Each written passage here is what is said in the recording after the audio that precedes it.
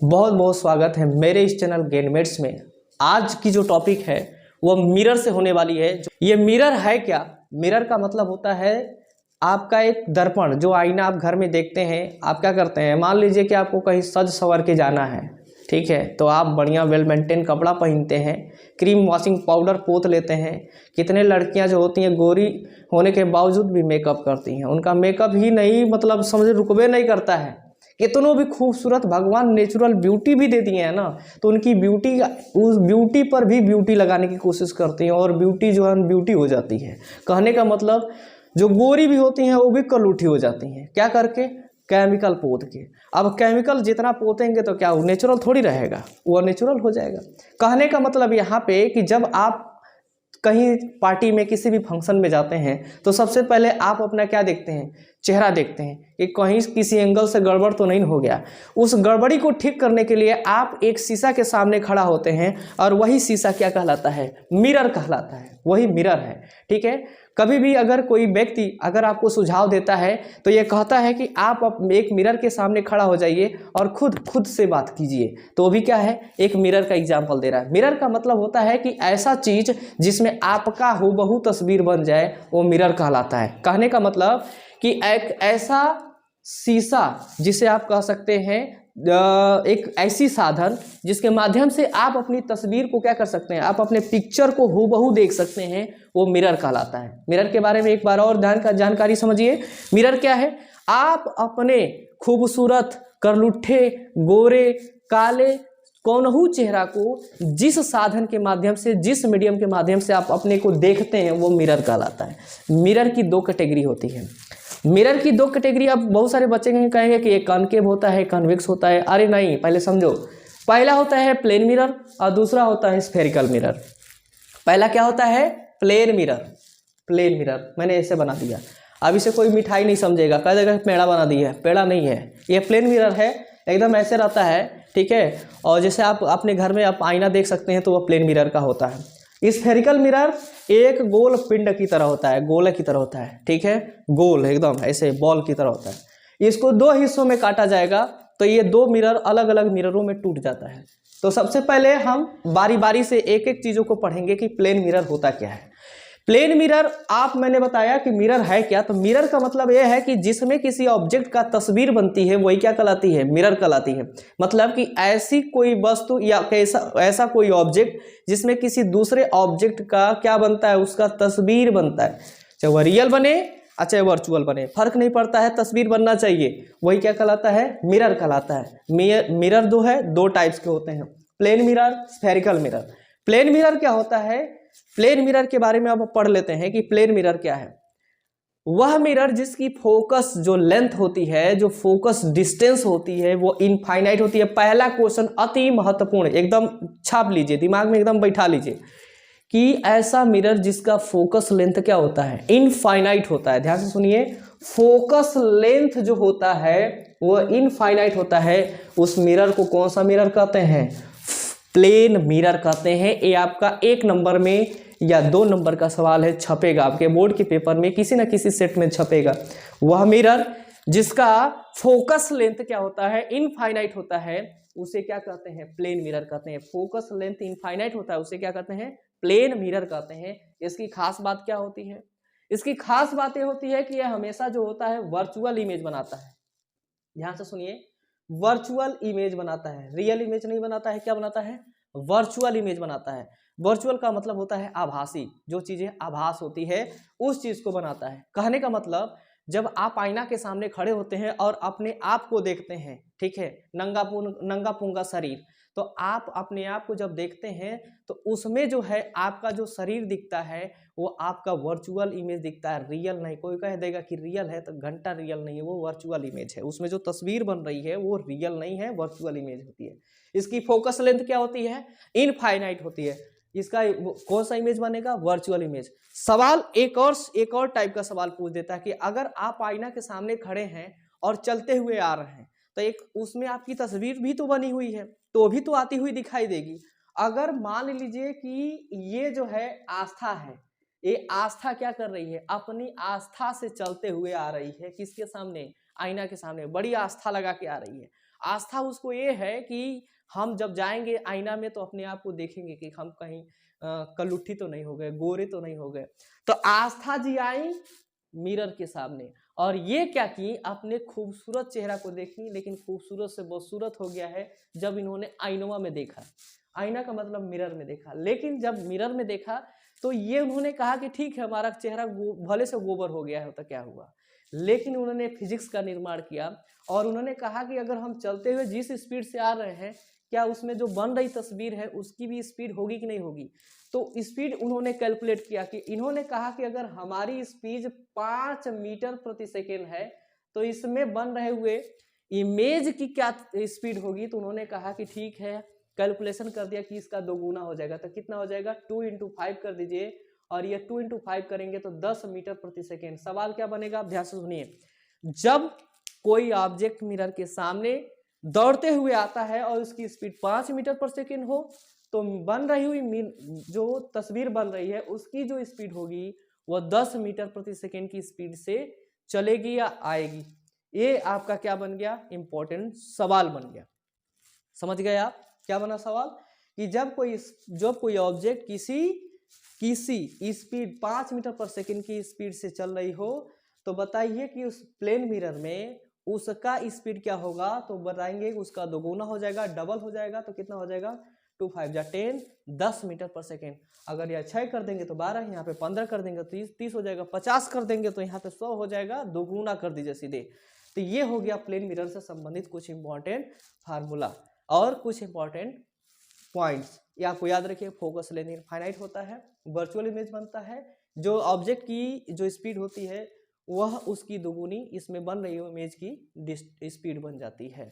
हमारा जो गोलीय दर्पण है जो सेकेंड टाइप का है उसके बारे में हम लोग आज स्टडी करेंगे और ये बहुत इंपॉर्टेंट होने वाला है।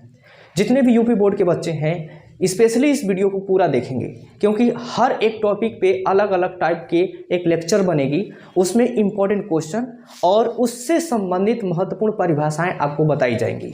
तो चलिए शुरुआत करते हैं इस वीडियो को। सबसे पहले बात करते हैं गोलीय दर्पण क्या होते हैं। अब बात करते हैं गोलीय दर्पण, तो गोलीय गोला से संबंधित है। अब गोला क्या है, तो सबसे पहले क्या करिए कि गोला बनाइए, गोला। अब गोला देखिए, ये गोला जो दिख रहा है ये गोला नहीं है, इसको वृत्त कहते हैं। ये क्योंकि आपने एक सतह पे, एक सरफेस पे एक पेन के माध्यम से एक स्ट्रक्चर बनाया, एक संरचना बनाया है, ये गोला नहीं। गोला का मतलब होता है फुटबॉल, धरती हमारा एक गोल है, गोल पिंड, ठीक है ना। बॉल जो क्रिकेट का बॉल होता है वो भी एक गोला है। कहने का मतलब गोला जो होता है 3 डायमेंशन होता है और जो वृत्त होता है वो 2 डायमेंशन। इसको केवल हम इस पे उतार सकते हैं। अब बात करते हैं गोलीय दर्पण। मान लीजिए कि एक गोला है तो दर्पण की बात करते हैं तो गोलीय दर्पण हो गई। अब गोलीय दर्पण की बात है तो गोलीय दर्पण में क्या होता है कि देखिए, गोलीय दर्पण की अगर परिभाषा से पूछा जाए कि आप परिभाषा बताइए कि गोलीय दर्पण किसे कहते हैं, पहला सवाल तो यही पूछा जाएगा कि गोलीय दर्पण किसे कहते हैं।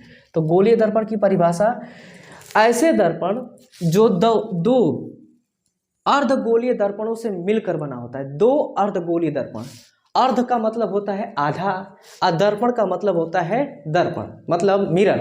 कहने का मतलब 2 आधे दर्पणों से मिलकर बनता है, उसी को हम कहते हैं गोलीय दर्पण। उसी को हम कहते हैं गोलीय दर्पण। ये गोलीय दर्पण होता है, ठीक है, ये गोलीय दर्पण। कहने का मतलब अब इसमें 2 आधा दर्पण कौन कौन से हैं, एक हो जाता है उत्तल और दूसरा होता है अवतल दर्पण। ध्यान से सुनिए, पहला होता है उत्तल और अवतल। ऐसा जरूरी नहीं है कि पहला हमने उत्तल ही कह दिया, अवतल भी हो सकता है पहला। तो चलिए कौन कौन से दर्पण हैं इसको बांट लेते हैं। जब इस दिशा में पीछे की तरफ पेंट कर दिया जाए तो एक दर्पण आपको प्राप्त होगा, इस दर्पण को आप क्या कहेंगे। और इस दिशा में आपको पेंट कर दिया जाए, इस दिशा में पेंट कर दिया जाए तो एक दर्पण प्राप्त होगा, इस दर्पण को क्या कहेंगे। सबसे पहले चाकू लीजिए या कैंची लीजिए, इसको काट के अलग कर दीजिए। जब इसको काट के इधर करेंगे तो कुछ स्ट्रक्चर ऐसा बनेगा और इसको काट के इधर करेंगे तो कुछ स्ट्रक्चर ऐसा बनेगा। अब ध्यान से सुनिए, इसको काट के फैला दिए हैं, फैलाएं तो एक हिस्सा इधर चला आया और दूसरा हिस्सा इधर चला गया। अब ध्यान से सुनिए, गोलीय दर्पण की परिभाषा हम पहले बता चुके हैं कि दो आधे गोलीय दर्पणों से मिलकर, अर्धगोलीय दर्पणों से मिलकर बनता है, उसे गोलीय दर्पण कहते हैं। आधा हिस्सा इधर, आधा हिस्सा इधर। इस दर्पण को कौन सा दर्पण कहेंगे? चलिए फिगर के माध्यम से समझ लेते हैं। अब ध्यान से समझिए, इसके तरफ पीछे की तरफ जब पेंट कर देते हैं तो इसका जो बाहर का हिस्सा होता है वो उभरा हुआ होता है। ठीक है, उभरा मतलब कि जैसे कहते हैं कि कोई आदमी खाना खा लिया, ढेर से खा लिया, ढकर रहा है, पेट फुला लिया, इससे तौला की तरह। अरे वो प्रेग्नेंट वाली महिलाओं की बात नहीं कर रहे हैं, उनका तो ऑलरेडी वो नेचुरल है कि निकल जाता है, लेकिन बात कर रहे हैं यहाँ पे गोलीय दर्पण की। तो जिसका पेट बाहर होगा, ध्यान से सुनिए, जिसका पेट बाहर होगा वो होता है उत्तल दर्पण। उत्तल दर्पण, ध्यान से सुनिए, जिसका पेट बाहर वो उत्तल दर्पण, और जो ससुर पतर सुईट होता है, पतला होता है, जिसका पेट पिचका हुआ रहता है, वो होता है अवतल दर्पण। ध्यान से सुनिए, अवतल दर्पण। अब यहाँ से आप इस तरह से याद करने का ट्रिक है और तरीका है। जिसका पेट बाहर, खा लिया, पेट बाहर हो गया, उत्तल दर्पण। जिस खाइबे नहीं किया, पेट अंदर पचक गया, उसका मतलब हो गया अवतल दर्पण। इसको इंग्लिश में बोलते हैं, जिसको याद रखना होगा, जो बच्चे समझ नहीं पाते हैं उत्तल अवतल से, इंग्लिश में याद कर लेंगे तो इसे बोलते हैं कॉन्वेक्स मिरर। कॉन्वेक्स मिरर, ये कॉन्वेक्स मिरर हो जाएगा और ये हो जाएगा concave mirror. Concave mirror, concave mirror. अब ध्यान दीजिएगा, ये हो गया आपका कॉन्वेक्स मिरर, ये हो गया कॉनकेव मिरर। परिभाषा क्या पूछेगा बोर्ड में? कहेगा कि उत्तल गोलीय दर्पण किसे कहते हैं? तो गोलीय दर्पण की परिभाषा आप सीधे से लिख दीजिए, सपाट से। ऐसे दर्पण जो दो अर्धगोलीय दर्पणों से मिलकर बना होता है उसे क्या कहते हैं? गोलीय दर्पण कहते हैं। एक का हिस्सा काट के इधर करिए, दूसरे का हिस्सा काट के इधर करिए। एक जो होता है जिसका पेट बाहर निकला होता है उसे कहते हैं उत्तल दर्पण, और जिसका पेट अंदर की तरफ होता है उसे कहते हैं अवतल दर्पण। पीछे की तरफ पेंट होता है। पेंट के बारे में कल बताया था मैंने कि पेंट किस चीज़ का लगाया जाता है? मर्क्यूरिक सल्फाइड का लगाया जाता है। अब ध्यान से सुनिए, अब पहली की बात है कि इसमें गोलीय दर्पण को और कैसे, उत्तल दर्पण को और कैसे बता सकते हैं? आप ABCD जरूर पढ़े होंगे, A से Z तक जरूर पढ़े होंगे। तो ABCD, अब A से Z तक हमको मतलब नहीं है, बस दो ही हमको लेटर लेना है। उस लेटर में पहला आ जाएगा C। हाई C दिख रहा है ना, C अक्षर की तरह दिख रहा है, तो इसको बोलते हैं C टाइप मिरर बोलते हैं, C टाइप मिरर। ठीक है, ये C टाइप मिरर होता है। और ये जो बन जाता है इसको हम बोलते हैं D type mirror. D type mirror, D type mirror. ध्यान सुनिए, अब कोई ससुर कहेगा कि ससुर D कहाँ दिख रहा है? तो D दिख रहा है, जरा एक डंडा खींच दीजिए। ये डंडा खींचेंगे तो तुरंत ये D बन जाएगा। इसमें डंडा खींचने की जरूरत नहीं है। कुछ जो है नया बच्चे होते हैं, कहते हैं कि अगर हेउजा डंडा खींचला तो हेउजा खींच दीजिए। तो इसे खींच के क्या करेंगे? धनुष बनाना है थोड़ी ना, हमको धनुष नहीं बनाना है, हमको बस समझना है। C टाइप मिरर को बोलते हैं उत्तल दर्पण और D टाइप मिरर को बोलते हैं अवतल दर्पण। ये पता है, जिसमें पहला हम पढ़ने वाले हैं जिसका नाम है उत्तल दर्पण, कॉन्वेक्स मिरर। गोलीय दर्पण को दो हिस्सों में काट के निकाल दिया गया, जिसमें पहला दर्पण बना C टाइप मिरर, जिसको बोलते हैं उत्तल दर्पण। परिभाषा पूछेगा, क्वेश्चन पूछ देगा कि उत्तल दर्पण किसे कहते हैं। अब परिभाषा ऐसे लिखना है कि वह दर्पण जिसका परावर्तक सतह उभरा हुआ रहता है। ध्यान से सुनिए, उभरा हुआ रहता है, उभरा देखिए, उभरा हुआ रहता है, या जिसका परावर्तक सतह बाहर की तरह निकला रहता है उसको हम बोलते हैं उत्तल दर्पण। ध्यान से सुनिए, वह दर्पण जिसका परावर्तक सतह उभरा हुआ रहता है उसे हम कहते हैं उत्तल दर्पण, कॉन्वेक्स मिरर। इस मिरर को C टाइप मिरर के नाम से भी जाना जाता है। जिसको स्ट्रिक्टली अगर याद करना है तो C टाइप मिरर का नाम याद कर लेगा। अब कोई परिभाषा ऐसे नहीं लिख देगा कि ऐसा दर्पण जिसका पेटवा बाहर होता है उसको उत्तल दर्पण कहते हैं। बकचोद ऐसा नहीं लिखना है। कोनो बकचोद ऐसा भी लिख देगा, लेकिन ऐसा नहीं लिखना है। ऐसा दर्पण जिसका परावर्तक सतह, परावर्तक का नाम जरूर लीजिएगा, सतह उभरा हुआ रहता है उसको कहते हैं उत्तल दर्पण, जिसको हम बोलते हैं कॉन्वेक्स मिरर। कॉन्वेक्स मिरर परिभाषा हम लिखेंगे नहीं, हम बोल दे रहे हैं, आप सुन लीजिए और कॉपियाँ में उतार लीजिए वीडियो को पोस्ट करके, मतलब रोक करके। ठीक है, कहने का मतलब वह दर्पण जिसका परावर्तक तल उभरा हुआ रहता है। 4 बार मैंने बोला है इसी वीडियो में, 4 बार एक ही परिभाषा को, तो दिमाग में याद हो जाना चाहिए। उसी को हम कहते हैं उत्तल दर्पण। अब परावर्तक सतह में जैसे क्या होता है कि जैसे उत्तल दर्पण में कि यह अगर उत्तल दर्पण है और प्रकाश आ रही है, प्रकाश आ रही है, गलत सवाल, मैंने गलत भाषा का इस्तेमाल किया, प्रकाश आ रही नहीं, प्रकाश आ रहा है, क्योंकि प्रकाश एक पुल्लिंग शब्द है। तो यहाँ पे आप ध्यान से समझिएगा कि जब प्रकाश आएगा, तो चलिए हम बारी बारी से इसके बारे में भी अध्ययन करेंगे कि दर्पण से संबंधित इंपॉर्टेंट परिभाषाएं, महत्वपूर्ण परिभाषाएं। सबसे पहले ध्यान दीजिएगा कि जब प्रकाश आएगी दर्पण पे, कौन से दर्पण पे, तो ध्यान दीजिएगा मैंने बात किया है उत्तल दर्पण। तो जब प्रकाश उत्तल दर्पण पे आती है या टकराती है, तो टकराने के बाद ऐसे फैल जाती है, ठीक है, ऐसे फैल जाएगी, या ऐसे भी फैल सकती है या ऐसे भी फैल सकती है। इसको पीछे की तरफ खींच के लाएंगे, जहाँ पे काटेगी यहाँ पे एक पॉइंट बनता है, उस पॉइंट को हम फोकस बिंदु कहते हैं। यह हो गया आपका उत्तल दर्पण, समझ गए, ये उत्तल दर्पण। उत्तल दर्पण में आपको मैंने परिभाषा बताया, इसका संरचना बनाया और संरचना के बाद एक पॉइंट मैंने बता दिया। ये प्रकाश आ रहा है और वो प्रकाश की बात नहीं कर रहा है, किसी का नाम प्रकाश होगा, दर्पण के सामने प्रकाश आ रहा है तो ये टकरा के फलाने जगह पहुंच जाएगा, ये प्रकाश नहीं है। प्रकाश होने लाइट से चलने वाली प्रकाश, सीधी, जैसे कोई टार्च जलाता है तो प्रकाश सीधी निकलती है, कोनो लेजर टार्च जला देता है तो प्रकाश सीधी चलती है, उस वाले की बात कर रहे हैं। कोनो महिला और पुरुष की बात नहीं कर रहे हैं, महिला और पुरुष की बात नहीं होगी यहाँ पे, केवल क्लास की बात होगी, कोई महिला और पुरुष की बात नहीं होगी। तो यहाँ पे हो गया आपका क्या, गो उत्तल दर्पण, इसकी परिभाषा और इसकी संरचना। आगे हम अवतल दर्पण की जानकारी लेंगे। तो अवतल दर्पण की जानकारी क्या होती है, इसके बारे में देख लेते हैं, ध्यान से समझिए। वह दर्पण, परिभाषा सुनते रहिए, हम चित्र बना रहे हैं। वह दर्पण जिसका परावर्तक सतह अंदर की तरफ होता है, ध्यान से सुनिए, वह दर्पण जिसका परावर्तक सतह, परावर्तक का मतलब होता है कि जिस पे प्रकाश आएगी टकराएगी और टकरा के मुड़ जाएगी, मतलब प्रकाश आएगा टकराएगा मुड़ जाएगा, फिर बार बार मैंने वही ले रहा है, महिला को पुरुष में, अब पुरुष को महिला के अंदर कन्वर्ट कर दे रहे हैं, हम भी गड़बड़ आदमी हैं, ठीक है। ध्यान से सुनिए, प्रकाश आ रहा है, टकरा रहा है, मुड़ जा रहा है। तो ये देखिए उस वाले फिगर में ध्यान से सुनिएगा कि प्रकाश आया था, टकरा कैसे मुड़ा, तो इसको पीछे की तरफ इधर काट रहा है, और इस वाले फिगर में प्रकाश ऐसे आया टकराया तो इस दिशा में काट रहा है। ध्यान से समझिए, इसका भी एक खेल है, इस खेल का जो है वीडियो अगले वाले लेक्चर में दिया जाएगा। समझिए पहले, यहाँ पे प्रकाश जब आ रहा है टकरा रहा है तो इसका देखिए ये अंदर की तरफ मुड़ जा रहा है, यहाँ पे बाहर की तरफ फैल जा रहा था, यहाँ पे अंदर की तरफ मुड़ जा रहा है, यहाँ पे बाहर की तरफ फैल जा रहा है।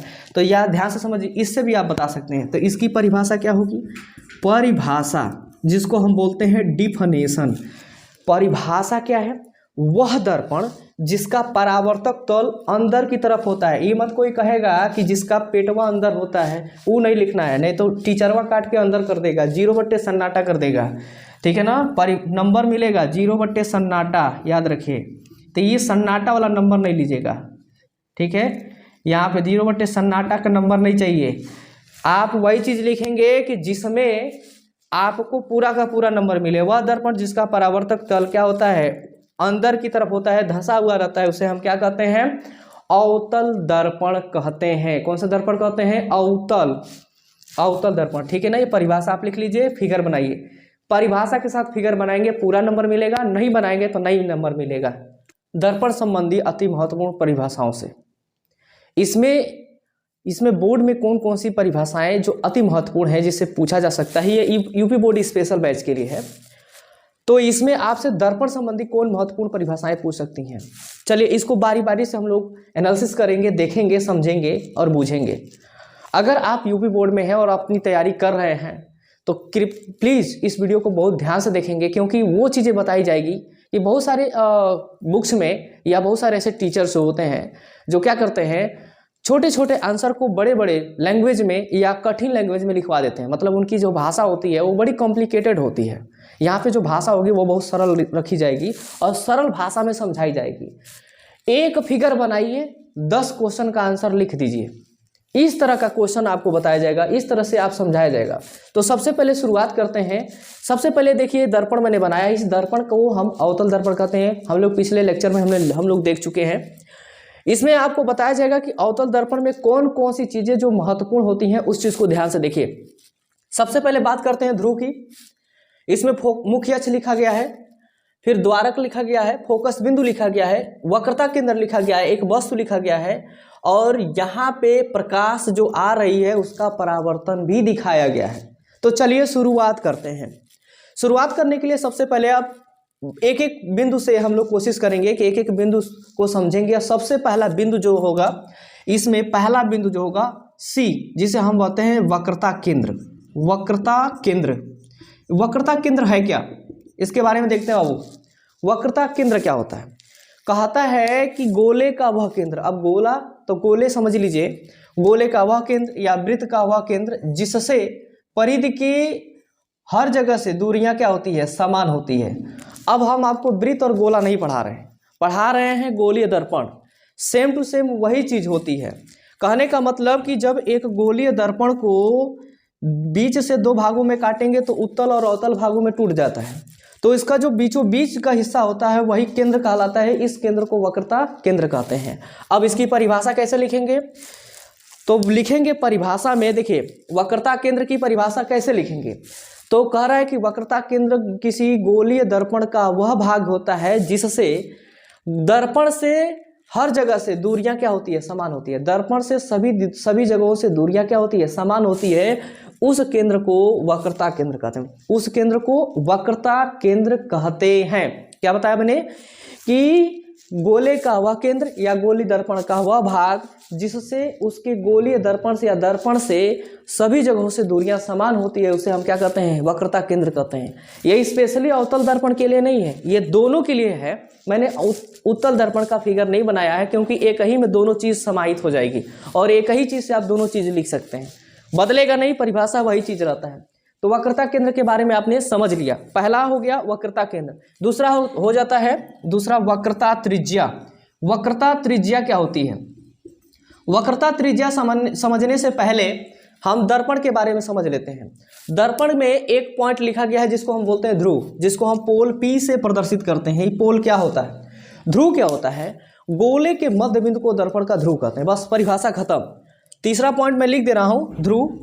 ध्रुव किसे कहते हैं? तो ध्रुव में अगर परिभाषा बोला जाए कि ध्रुव किसे कहते हैं, तो गोले का मध्य बिंदु मतलब दर्पण का मध्य बिंदु ही दर्पण का क्या कहलाता है, ध्रुव कहलाता है।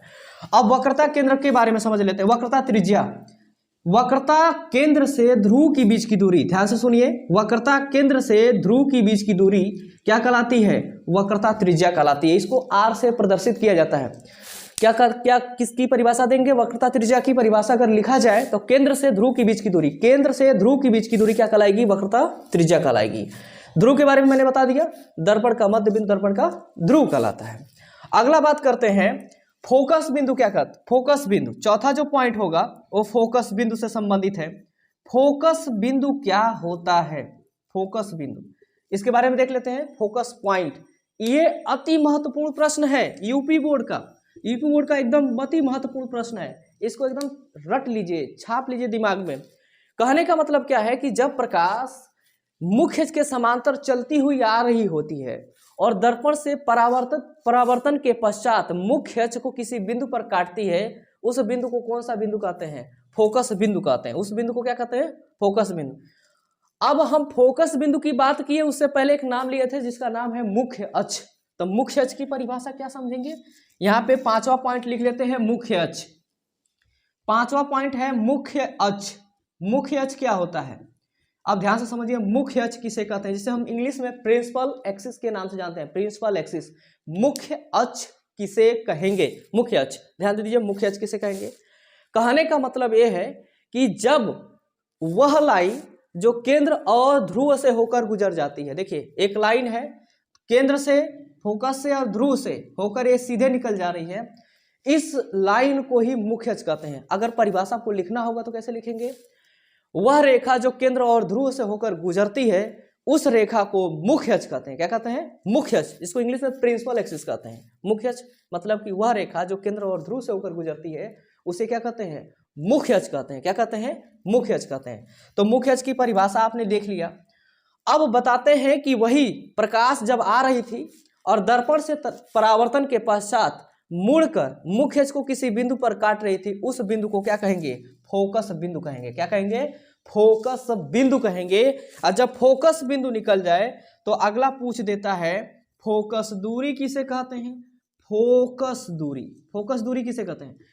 वह दूरी जो फोकस बिंदु और ध्रुव के बीच स्थित होता है, या फोकस बिंदु और ध्रुव के बीच की दूरी को ही क्या कहते हैं? फोकस दूरी। खत्म। फोकस दूरी की अगर बात करते हैं तो एफ से प्रदर्शित करते हैं, और एफ और पी के बीच की दूरी क्या कहलाती है? फोकस दूरी कहलाती है। ये रहा अति महत्वपूर्ण प्रश्न दर्पण संबंधी। क्या क्या पूछा जा सकता है? वक्रता केंद्र की परिभाषा, वक्रता त्रिज्या की परिभाषा, ध्रुव की परिभाषा, फोकस बिंदु की परिभाषा, मुख्य अक्ष की परिभाषा और फोकस दूरी की परिभाषा। ये सारे अति महत्वपूर्ण प्रश्न हैं जो आपके पेपर में छपने के 100% की गारंटी है कि ये सब में से कम 2 ही तो छुआ ही देगा। नहीं, अगर आपको देखिए एमसीक्यू प्रश्न आएगा कम से कम 20 क्वेश्चन का, 20 नंबर का जो एमसीक्यू होगा एक नंबर का, उसमें से 1 या 2 तो दे ही देगा। तो इसमें से दो सवाल तो आने की संभावना अति महत्वपूर्ण है। आप इस चीज़ को आप बारीकी से समझेंगे, इसको ध्यान से समझेंगे, वीडियो को बारी बारी से देखेंगे, समझेंगे, क्योंकि अब लिखने का समय नहीं है। इसको बारी बारी से बार बार इसको क्या करिए, रिवाइंड करिए, समझिए, पढ़िए और सुनिए। इसमें बताया जाएगा कि फोकस और वक्रता त्रिज्या में क्या रिश्ता है। जिस तरह से एक फैमिली में माँ बाप, भाई बहन, परिवार, पति पत्नी के बीच में रिश्ता होता है, उसी तरह का रिश्ता फोकस और वक्रता त्रिज्या के बीच में भी रिश्ता होगा। एफ और आर के बीच में संबंध। तो इस संबंध को बताने के लिए सबसे पहले बारीकियों से समझेंगे। बारीकी से समझने के लिए सबसे पहले क्या करते हैं कि अवतल दर्पण का एक चित्र बनाते हैं। कौन सा दर्पण? या ध्यान दीजिएगा, अवतल दर्पण। सबसे पहले एक प्रकाश आती है, दर्पण से परावर्तित होकर फोकस से होकर गुजर जाती है, और जैसे फोकस से होकर गुजरेगी तो यहाँ से हम परावर्तन का नियम डालेंगे। क्या? एक अभिलंब खींच देंगे। देखिए एसी एक अभिलंब खींचेंगे। जब एसी अभिलंब खींचेंगे तब हम, अब देखिए, अब यहाँ से डेरिवेशन चालू होने जा रहा है। चित्र से अस्पष्ट है, चित्र आपको दिखाई दे रहा है, अस्पष्ट है, क्लियर है क्या? कि अब ध्यान दीजिएगा, बी ए सी माने हाई कोण आई, और सी ए एफ, ध्यान दीजिएगा, सी ए एफ माने आर। ये परावर्तन के नियम से दोनों कोण बराबर होते हैं, क्योंकि परावर्तन में कहा गया है कि जब प्रकाश आती है अविलंब से क्या होती है? दर्पण से टकराकर अविलंब से होकर मुड़ जाती है। मतलब जिस कोण पे आएगी उसी कोण पे मुड़ जाएगी, इसी को परावर्तन कहते हैं। तो आई और आर आपस में क्या हो जाएंगे? बराबर हो जाएंगे। आई और आर बराबर हो जाएंगे। ठीक, अब ध्यान दीजिए, ये जो लाइट आ रही है मुख्य अक्ष के समांतर है ना, तो मुख्य अक्ष के समांतर है, तो जो मुख्य अक्ष के समांतर आएगी तो ये दर्पण से टकराने के बाद, दर्पण से परावर्तन के बाद अब ध्यान दीजिएगा, एक रेखा, तिरछी रेखा समझ लीजिए खींचा गया है। ये तिरछी रेखा है, एकदम समझ लीजिए, एक्सलेंट लाइन। यहाँ पे जो तिरछी रेखा है, जैसे ही तिरछी रेखा इस बिंदु को काटेगी, सी को काटेगी, तो आई और सी ये दोनों बराबर हो जाएंगे। क्या है? एकांतर कोण आपस में बराबर होते हैं। आप जो है ज्योमेट्री आप पढ़े होंगे, ज्योमेट्री में आपको बताया जाएगा कि एकांतर कोण कब बराबर होते हैं। तो जब दो समांतर रेखाओं को एक तिरछी रेखा काटती है तो एकांतर, शीर्षाभिमुख, संगत, ये सारे कोण बराबर होते हैं, लेकिन हमको उनसे मतलब नहीं है, एकांतर कोण। तो आई और सी दोनों आपस में बराबर हो जाएंगे। देखिए बी ए सी, देखिए बी ए सी माने हाई कोण, और दिया है ए सी एफ माने हाई कोण, ये दोनों कोण बराबर हो गया। अगर हाई आई है तो हाइयो आई हो गया। अब इस त्रिभुज की बात करते हैं। त्रिभुज ए सी एफ में आई और आर पहले से बराबर था, और इसमें भी आई और आर आ गया। तो जब आई और आर बराबर है तो यहाँ पे भी आई, तो आर, ये दोनों आपस में पहले से ही बराबर हैं, तो यह कोण आपस में क्या हो जाएंगे? बराबर हो जाएंगे। यह कोण और यह कोण आपस में बराबर हो जाएंगे, तो यह त्रिभुज एक समद्विबाहु त्रिभुज बन जाएगा। देखिए यहाँ पे एक त्रिभुज ए सी एफ एक समद्विबाहु त्रिभुज होगा। अब एक समद्विबाहु त्रिभुज होगा तो समद्विबाहु त्रिभुज की खास बात क्या होती है कि दो भुजाएं आपस में बराबर हो जाती हैं, और उनके कोण, आमने सामने के कोण भी बराबर हो जाते हैं। मतलब कि आमने सामने के कोण बराबर होने के वजह से आमने सामने की भुजाएं भी क्या हो जाती हैं? बराबर हो जाती हैं। अब यहाँ पे ए एफ और सी एफ ध्यान से देख लीजिएगा, ए एफ और सी एफ दोनों बराबर हो गया। दर्पण बहुत बड़ा नहीं होता है, बहुत छोटा होता है। बड़ा बड़ा दर्पण की बात खास अलग हो गई। तो ये जो बिंदु ए है ना, ये ध्रुव के पास स्थित होता है, लगभग जस्ट नजदीक में होता है। मतलब ये जो बिंदु ए है, ये बिंदु ए बिंदु पी के जस्ट नजदीक में स्थित होता है। तो जब ये पी के नजदीक में होगा तो उस शर्त में, उस कंडीशन में ये जो सी एफ होगा, मतलब हाई बिंदु जो होगा, हाई जो बिंदु यहाँ पे आ जाएगा, ये और ये दोनों आपस में बराबर हो जाएंगे। मतलब जो सी एफ होगा वो पी एफ के क्या हो जाएगा? बराबर हो जाएगा। CF बराबर PF के, यहाँ पे मैंने लिख दिया है, आप देख सकते हैं। अब यहाँ पे देखिए C से P की दूरी पहले ही परिभाषा में पिछले वाले वीडियो में हमने देखा है कि C और P एक वक्रता त्रिज्या है, तो CP बराबर हम R लिख सकते हैं, वक्रता त्रिज्या। अब CP को हम क्या लिख सकते हैं, CF प्लस PF लिख सकते हैं, CF प्लस PF लिख सकते हैं, CF प्लस PF। और CF हमारा कितना होता है, देखिए ये दोनों आपस में बराबर होता है, तो CF बराबर PF के, अब PF बराबर कितना होता है, फोकस दूरी के। तो ये भी F हो गया, ये भी F हो गया, F और F मिलकर हो गया 2F, और 2 से इसमें भाग दे दीजिए तो F बराबर हो जाएगा R/2। यही हो गया हमारा फोकस और वक्रता त्रिज्या के बीच का संबंध।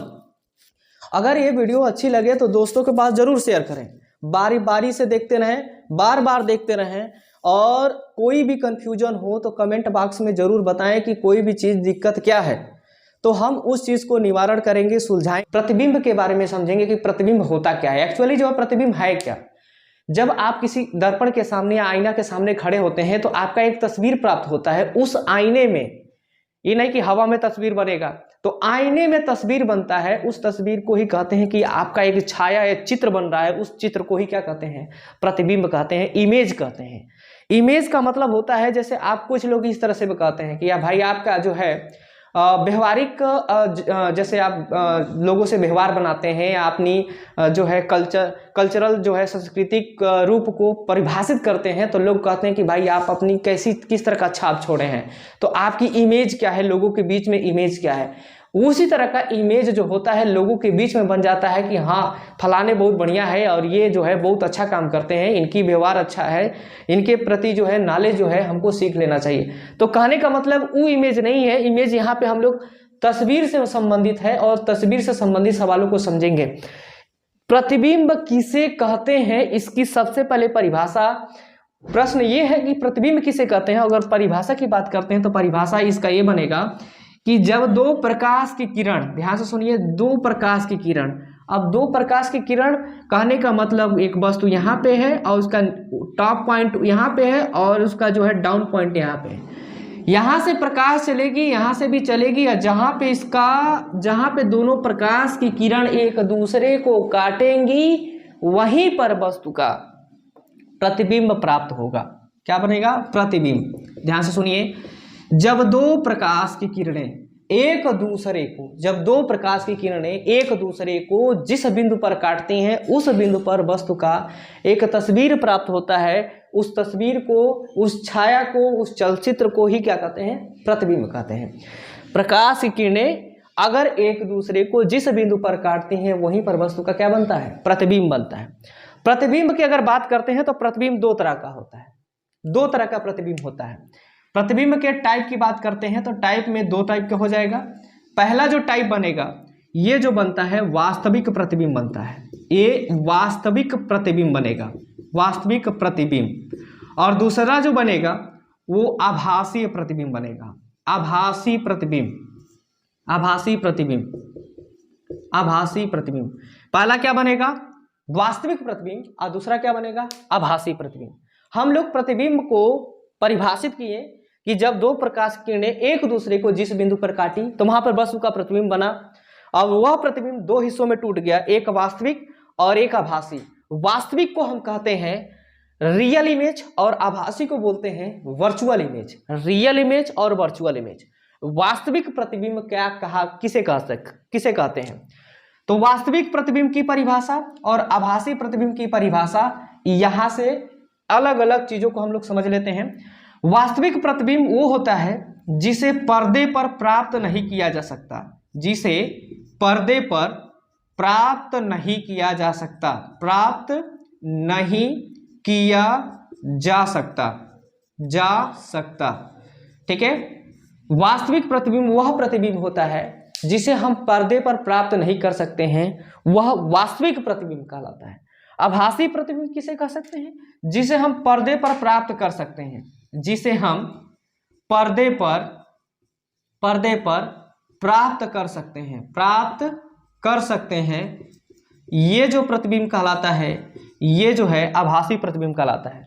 वास्तविक प्रतिबिंब वह प्रतिबिंब है जिसे हम पर्दे पर प्राप्त नहीं कर सकते हैं, अब पर्दे का मतलब ये नहीं कि आपके घर के सामने जो है दरवाजे के सामने पर्दा लगा है और उसमें आपका चित्र बनेगा, ऐसा कुछ नहीं।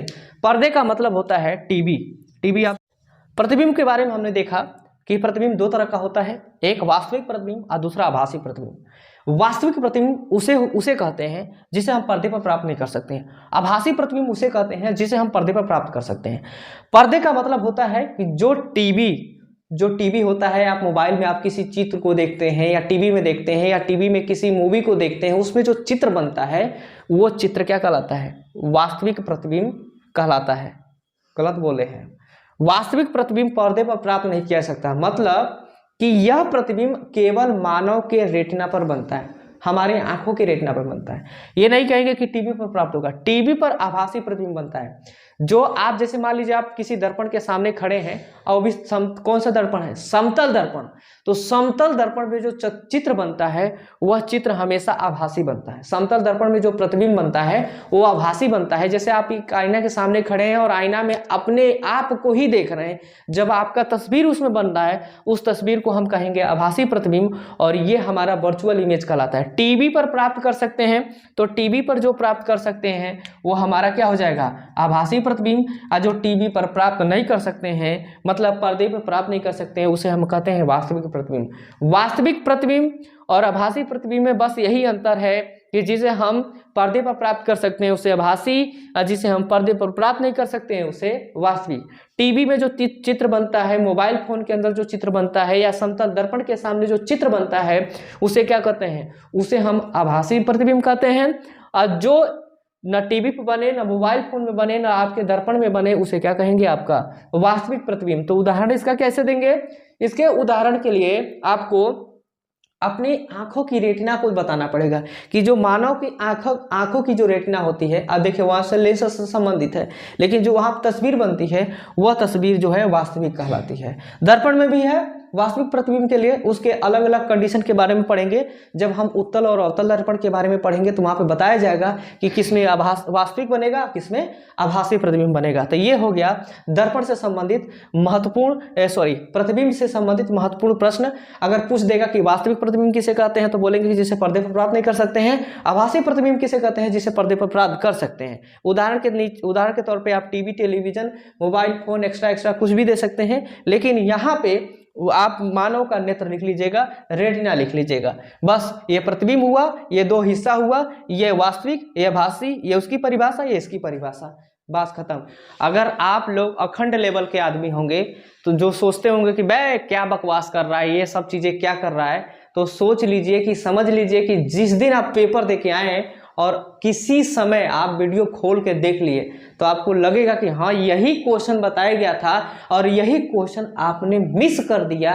वीडियो को अगर देखे होते, परिभाषा को समझे होते तो शायद आप एग्जाम में भी लिख कर आए होते। बहुत सारे ऐसे बच्चे हैं ससुर पढ़ते मतलब साल भर कुछ नहीं पढ़ते हैं, वो क्या करते हैं कुछ न कुछ खोजते रहते हैं, लेकिन कुछ में अखंड लेवल के लोग होते हैं जो नहीं वो समझ पाते हैं कि हम कहाँ पे जाएं और किस तरह की वीडियो कंटेंट देखें। तो इस वीडियो में आपको हर तरह के क्वेश्चन को बारे में बताई जा रही है, हर लेक्चर के बारे में बताई जा रही है, शुरुआत से बताई जा रही है, डिटेल्स में बताई जा रही है। आप वीडियो को प्लीज देखें, शेयर करें, सब्सक्राइब करें। तो चलिए शुरुआत करते हैं लेक्चर नंबर 8 से। हम लोग प्रतिबिंब के बारे में देखें। प्रतिबिंब के बारे में हमने देखा वास्तविक और आभासी प्रतिबिंब, ये दो तरह के प्रतिबिंब के बारे में हमने देख लिया कि वास्तविक प्रतिबिंब क्या होता है, आभासी प्रतिबिंब क्या होता है। आगे जब हम लोग देखने वाले हैं कि अवतल दर्पण और उत्तल दर्पण, इन दोनों से किस तरह के प्रतिबिंब और कहां पर बनता है। बात करते हैं अवतल दर्पण से। तो जैसे आज का जो टॉपिक होने वाला है इसमें दर्पण संबंधी जो है प्रतिबिंब की स्थिति हम लोग पढ़ेंगे। दर्पण संबंधी प्रतिबिंब की स्थिति या प्रतिबिंब की स्थिति आप लिख लीजिएगा। प्रतिबिंब की स्थिति रहेगा दर्पण संबंधी, ठीक है, दर्पण संबंधी। तो यहाँ पे जो दर्पण संबंधी प्रतिबिंब की स्थिति बनेगी, अब इसको हम बारी बारी से देखेंगे, जिसमें पहला जो टॉपिक होगा वह होगा अवतल दर्पण के लिए। अवतल दर्पण के लिए, अवतल दर्पण के केस में हम लोग देखेंगे अवतल दर्पण, ठीक है। इसमें आप देख लेते हैं कि इस दर्पण से संबंधित कौन कौन से सवाल बन सकते हैं। अब बात करते हैं, एक चित्र बना लेते हैं और चित्र के माध्यम से समझेंगे। अवतल दर्पण का एक चित्र है, ये वस्तु मान लीजिए अनंत हो गया, ये वक्रता केंद्र सी हो गया, ये फोकस हो गया और ये आपका ध्रुव हो गया। ये 4 पॉइंट रखा गया है और 4 पॉइंट में इंपॉर्टेंट क्वेश्चन तो बनना ही बनना है। सबसे पहले बात करते हैं कि वस्तु को अनंत पे रख दिया जाए। जब वस्तु अनंत पर हो, वस्तु अनंत पर हो, अनंत पर हो, जब वस्तु को अनंत पर रख दें तो उसका प्रतिबिंब कहाँ और कैसा बनेगा, चलिए इस वीडियो के माध्यम से देख लेते हैं। मान लीजिए कि प्रकाश किरण जा रही है और जैसे जाएगी दर्पण पे पड़ेगी तो इसका भाई फिर फिनोमिना होती है या कंडीशन होती है कि दर्पण से टकराकर परावर्तित होकर मुड़ेगी और मुड़ेगी तो कहाँ से जाएगी, फोकस से होकर जाएगी। कहाँ से जाएगी, फोकस से होकर जाएगी। कहने का मतलब जब अवतल दर्पण के सामने कोई प्रकाश मुख्य अक्ष के समांतर आ रही है और दर्पण से जैसे टकराएगी तो वह फोकस से होकर गुजरेगी, ये फोकस बिंदु से होकर गुजरेगी। अब यहाँ पे ध्यान से सुनिए, सवाल पहला पूछ दिया जाएगा, जब अवतल दर्पण के सामने वस्तु को अनंत पर रख दिया जाए।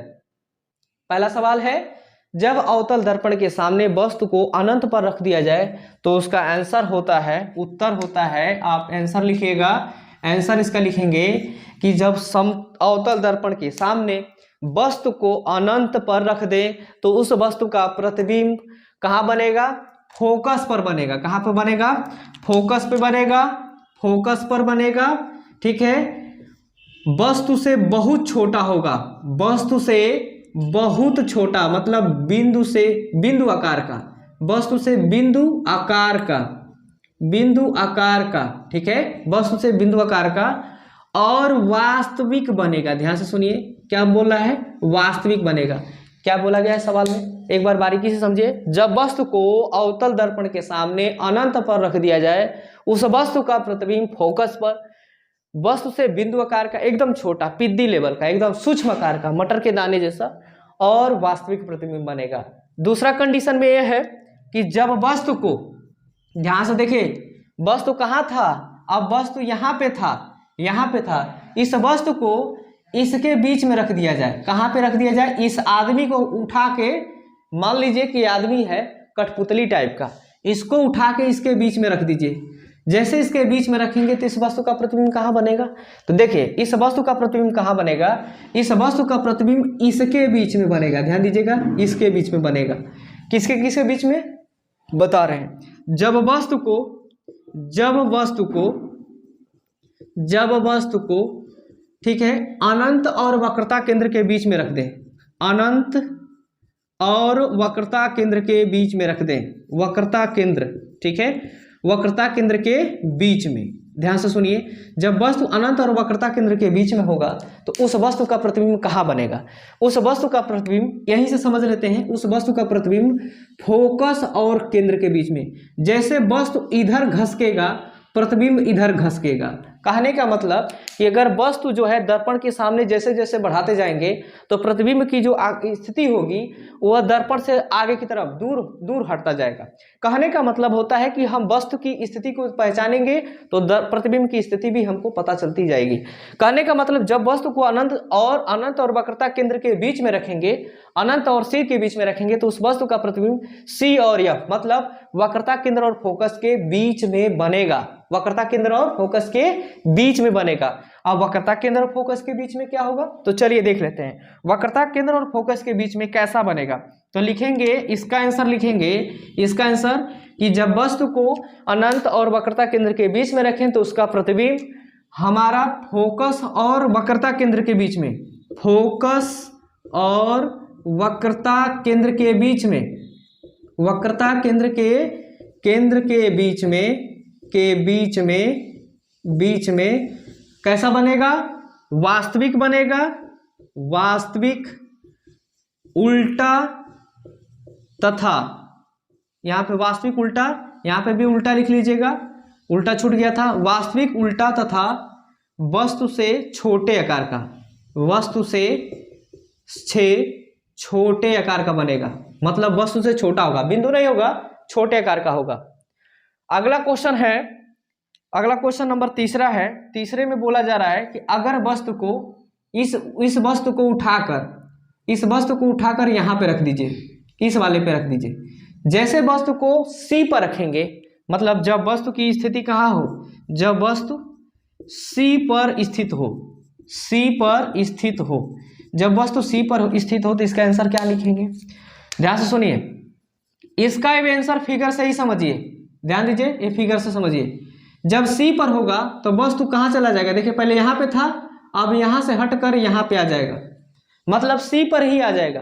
तो जब C पर आएगा तो इसका आंसर होगा कि वस्तु का प्रतिबिंब फोकस पर, सॉरी वक्रता केंद्र पर, यहाँ पे लिखेंगे वक्रता केंद्र पर, वक्रता केंद्र पर जब वस्तु कहाँ पे हो, अगर C पर रख दिया जाए तो उस वस्तु का प्रतिबिंब वक्रता केंद्र पर वास्तविक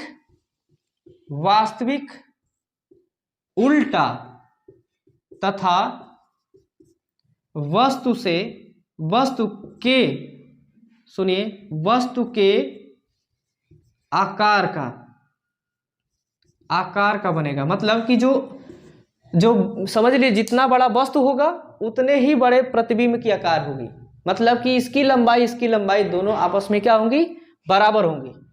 अगला सवाल पूछता है कि अगर वस्तु को उठाकर, ध्यान से सुनिए, वस्तु को उठाकर कहाँ रख दिया जाए? फोकस C और F के बीच में रख दिया जाए। चौथा स्थिति बन जाता है जब F तथा C के बीच में रख दिया जाए। ध्यान से सुनिए, जब वस्तु को F और C के बीच में रखेंगे तो उसकी प्रतिबिंब, अब देखिए प्रतिबिंब यहाँ पे बन रहा था, अब इसके बीच में आ जाएगा। तो इसकी प्रतिबिंब की जो स्थिति होगी वह किसके बीच में बनेगी? ये प्रतिबिंब की स्थिति बनेगी अनंत और C के बीच में। मतलब इसकी प्रतिबिंब की स्थिति जो बनेगी वह अनंत, ठीक है, अनंत और इनफाइनाइट तथा C के बीच में बनेगा, बीच में होगा। ये भी वास्तविक बनेगा, वास्तविक उल्टा और वस्तु से थोड़े बड़े आकार का, क्योंकि यहाँ पे C पे बराबर हो जा रहा था तो वस्तु से बड़ा बन जाएगा, वस्तु से बड़े आकार का बन जाएगा, बड़ा। और जैसे ही वस्तु को हम यहाँ से उठाकर F पे रखेंगे, फोकस पे रखेंगे, मतलब पांचवी स्थिति बनेगी कि जब वस्तु को F पे रख दिया जाए, तो जब F पर रखेंगे, वस्तु की स्थिति फोकस पे रखा जाएगा, तो इसका आंसर जो बनेगा, आंसर ये कहाँ पे बनेगा? अनंत पे चला जाएगा। और जैसे वस्तु अनंत पे जाएगा तो अनंत पे वस्तु का प्रतिबिंब अनंत पर वास्तविक उल्टा और वस्तु से बहुत बड़े आकार का, वस्तु से बहुत बड़े आकार का, बहुत बड़े आकार का, यहाँ पे लिखेंगे बहुत बड़े आकार का बनेगा, बड़े आकार का। ये हो गया। ध्यान से सुनिए, कुल 5 ऐसी स्थितियां होती हैं जो अवतल दर्पण के सामने वस्तु को रखेंगे और उनका वास्तविक प्रतिबिंब बनेगा। लेकिन एक ऐसी स्थिति आती है जहां पे वस्तु का जो है वास्तविक नहीं, आभासी प्रतिबिंब बन जाता है, और वह स्थिति होती है कि वस्तु को हम फोकस और पोल के बीच में रखेंगे। और जैसे ही वस्तु को फोकस और पोल के बीच में रखेंगे तो इस वस्तु का जो प्रतिबिंब बनेगा, यह प्रतिबिंब दर्पण के पीछे बनेगा। ध्यान से सुनिए, दर्पण के पीछे बनता है या आभासी बनता है, सुनिए, आभासी बनेगा और वस्तु से बहुत बड़े आकार का बनेगा। ध्यान से सुनिए, जब वस्तु को फोकस और पोल के बीच में रखेंगे तो वस्तु का जो प्रतिबिंब बनेगा आभासी और वस्तु से बहुत बड़े आकार का और दर्पण के पीछे बनेगा। ये हमारी अवतल दर्पण संबंधी अति महत्वपूर्ण प्रश्न होंगे, और इसमें से 2 सवाल तो पूछने का एकदम समझ लीजिए कि एकदम 100% की गारंटी है, कतई पूछा जाएगा, एकदम जहर है।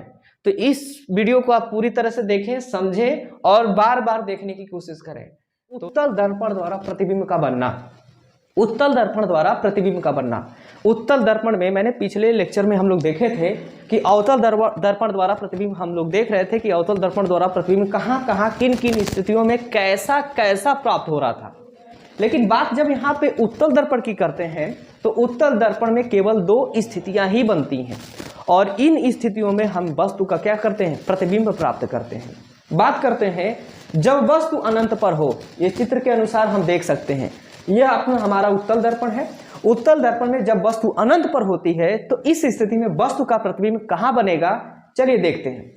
जब वस्तु अनंत पर होती है तो जब देखिए ये वस्तु अनंत पे, मान लीजिए अनंत का मतलब बहुत दूर मतलब दर्पण से बहुत दूर हो गया, तो उस स्थिति में वस्तु का प्रतिबिंब हमेशा दर्पण के पीछे फोकस पर बनेगा, अत्यंत छोटा होगा, आभासी होगा और सीधा होता है। ध्यान से सुनिए, अत्यंत छोटा, आभासी और सीधा। क्वेश्चन किस तरह का सवाल करता है बोर्ड में, कहता है कि अगर किसी वस्तु को उत्तल दर्पण के सामने रख दे तो उसका प्रतिबिंब कहाँ और कैसा बनेगा, तो तुरंत बोलेंगे कि छोटा से छोड़ दीजिए कि छोटा है या नहीं है, ये तो जरूर बोलेंगे कि आभासी होगा और सीधा होगा। अगर अनंत पर होगा तो अत्यंत छोटा, अगर अनंत और दर्पण के बीच में कहीं रख दे तो इसका मतलब है कि वो जो है छोटे आकार का बनेगा, अत्यंत नहीं लेकिन ये छोटे आकार का बनेगा। दो स्थितियां होती हैं, जब वस्तु को अनंत पर रख दे तब वस्तु का प्रतिबिंब कैसा बनेगा, और जब वस्तु अनंत और उत्तल दर्पण के बीच में कहीं रख दें उस स्थिति में वस्तु का प्रतिबिंब कहाँ और कैसा बनेगा। तो हम इस चित्र के माध्यम से और यहाँ पे जो नोटेशन है इसके माध्यम से हम लोग क्या कर सकते हैं, समझ सकते हैं, पढ़ सकते हैं। सवाल अब सुनिए किस तरह का सवाल पूछ सकता है और कितने टाइप का सवाल पूछ सकता है। कह रहा है कि उत्तल दर्पण द्वारा प्रतिबिंब, अगर वस्तु को उत्तल दर्पण के सामने अनंत पर रख दें तो प्रतिबिंब कैसा प्राप्त होगा, तो कह देंगे कि अगर अनंत पर है तो वस्तु का प्रतिबिंब हमेशा फोकस पर, अत्यंत छोटा, सीधा और आभासी प्राप्त होगा। अगला सवाल, अगर वस्तु को अनंत और उत्तल दर्पण के बीच में रख दिया जाए, अनंत और उत्तल दर्पण के बीच में, तो उस वस्तु का प्रतिबिंब कहाँ प्राप्त होगा, तो उस वस्तु का प्रतिबिंब ये जो है दर्पण और फोकस के बीच में जो ध्रुव है उसके बीच में अत्यंत छोटा बनेगा, सीधा बनेगा और आभासी बनेगा। ये हमारा उत्तल दर्पण से संबंधित अति महत्वपूर्ण प्रश्न हुए। सवाल किस तरह के पूछ सकता है, ऐसे देखिए ऑप्शनल में सवाल उठाता है कि वह कौन सा दर्पण है जिसके सामने वस्तु को रख दे तो वह सीधा, उसका जो प्रतिबिंब प्राप्त होगा वो सीधा होगा, छोटा होगा और आभासी होगा, तो वह दर्पण आपका नाम हो जाएगा पहला उत्तल दर्पण। तुरंत आप जो है ऑप्शनल सवाल में ऑप्शन मिलेगा तो आप लगाएंगे कौन सा दर्पण, उत्तल दर्पण। अगर वीडियो अच्छी लगे तो अपने दोस्तों के पास शेयर करें, सब्सक्राइब करें और चैनल को, वीडियो को ज़्यादा से ज़्यादातर देखने की कोशिश करें, क्योंकि अति महत्वपूर्ण प्रश्न जो है इससे संबंधित जो है बोर्ड एग्जाम से संबंधित जो है इस पे बनाई जा रही है। अगर थोड़ा सा मिस कर दिए, मिस करने का तात्पर्य है कि अगर आप वीडियो को सब्सक्राइब नहीं करेंगे तो इसका ये मतलब है कि कोई भी वीडियो आपके तक पहुँचेगी तो पहुँच नहीं पाएगी, ऑन द टाइम नहीं पहुँच पाएगी। जब ऑन द टाइम नहीं पहुँचेगी तो इंपॉर्टेंट क्वेश्चन नहीं पहुँचेगा, जब इंपॉर्टेंट क्वेश्चन नहीं पहुँचेगा तो इसका मतलब ये है कि आप अपने एग्जाम में इंपॉर्टेंट क्वेश्चन से संबंधित वंचित रह जाएंगे। इस वजह से हम ये कहना चाहते हैं कि क्वेश्चन वीडियो को क्या करिए, चैनल को सब्सक्राइब कीजिए और आप अपने एग्जाम से संबंधित अति महत्वपूर्ण प्रश्नों को देखिए। आपको यहाँ पे साइंस और मैथ से संबंधित इंपॉर्टेंट क्वेश्चन भरपूर मात्रा में मिलेंगे। उपयोगिता के बारे में बताई जाएगी। आज का जो मोटिवेशनल कोर्स है कि जीतने के लिए हमें कलम की नहीं, हमें हौसलों की जरूरत होनी चाहिए, और आज हम जीतेंगे भी और पढ़ेंगे भी। आज का जो टॉपिक है उपयोगिता है और वह उपयोगिता दो चीजों पर आधारित है। पहला है अवतल और दूसरा है उत्तल। उत्तल दर्पण की उपयोगिता क्या है और अवतल दर्पण की उपयोगिता क्या है, इन दोनों दर्पणों के बारे में हम लोग क्या करेंगे, पढ़ेंगे, समझेंगे। उपयोग के बारे में बात करते हैं, अवतल दर्पण का उपयोग कहाँ किया जाता है। ये जो है अति महत्वपूर्ण प्रश्न है आपके बोर्ड का, एक तो फिक्स है कि आना तय है, बहुत ही ज्यादा इंपॉर्टेंट है, एकदम नोट कर लीजिए। इतना इंपॉर्टेंट है कि आपके पेपर में 100% छपेगा, एकदम कतई आएगा। अब देख लीजिए कि हम बात करते हैं उपयोग के बारे में, तो अवतल दर्पण क्या है, उत्तल दर्पण क्या है। अवतल दर्पण में अगर बात करते हैं, पहला पॉइंट है तो इसका होता है टार्च। गांव में जो लोग रहते हैं, शहरों में तो अक्सर जो है लाइट वाइट जो रहता है, हर घरों में लाइट रहती है, तो लोगों की टार्च की आवश्यकता नहीं। आजकल तो सेलफोन हो गया है, मोबाइल फोन हो गया है, तो ये लोग क्या करते हैं कि सेलफोन और मोबाइल फोन का इस्तेमाल करते हैं, और किसी भी लाइट गुल हो गई, भाग गई, तो क्या करते हैं, ऐसे लेके मोबाइल फोन जो है ऐसे लेके, आपको मैं दिखा दे रहा हूँ एग्जाम्पल के तौर पे, मोबाइल फोन जो है ऐसे लेके ऐसे लेके टार्च लेके ऐसे ऐसे ऐसे देख सकते हैं और देखकर अपनी हर चीजों को क्या कर सकते हैं, खोज सकते हैं। आजकल देहात में भी बड़ी आलसी लोग हो गए हैं, और आलसी क्या, बड़ी होशियार लोग हो गए हैं, क्योंकि फालतू पैसा इन्वेस्ट नहीं करना चाहते हैं। फालतू पैसा जो है टार्च पे क्यों इन्वेस्ट करें जब हमारे पास सेलफोने हैं। इस वजह से हम ये कहना चाहते हैं कि सबसे पहले अगर अवतल दर्पण की उपयोगिता की बात करते हैं तो जो टार्च होता है, उस टार्च के अंदर जो होता है आप देखिएगा एक कटोरे जैसा हिस्सा होता है। ये जो हिस्सा होता है इसी को हम कहते हैं दर्पण। और यह दर्पण कौन सा दर्पण है, तो यह दर्पण एक अवतल दर्पण होता है, कटोरे जैसा होता है। यहाँ से देखिए यही जब बल्ब लगा रहता है, जब बल्ब लगा रहता है और यहाँ पे एक शीशा लगा रहता है। यहाँ से जब लाइट यहाँ पे पड़ती है तो ये लाइट क्या करती है, प्रकाश जो होती है एक सीध में छोड़ती है, लाके फोकस पे लाके उसको बटोर देती है। कहने का मतलब कि अवतल दर्पण में जो उपयोग किया जाता है वो टार्च में किया जाता है। सर्च लाइट, सर्च लाइट का मतलब होता है, सर्च लाइट होता कहाँ है। अक्सर जब आप जाएंगे कहाँ पे, आपकी बड़ी मनसा जगह अंदर से कि हमें चलना है घूमने, और घूम कहाँ रहे हैं, घूमने की प्लानिंग कहाँ तय किए हैं, तो प्लानिंग किए हैं गोवा बीच पे।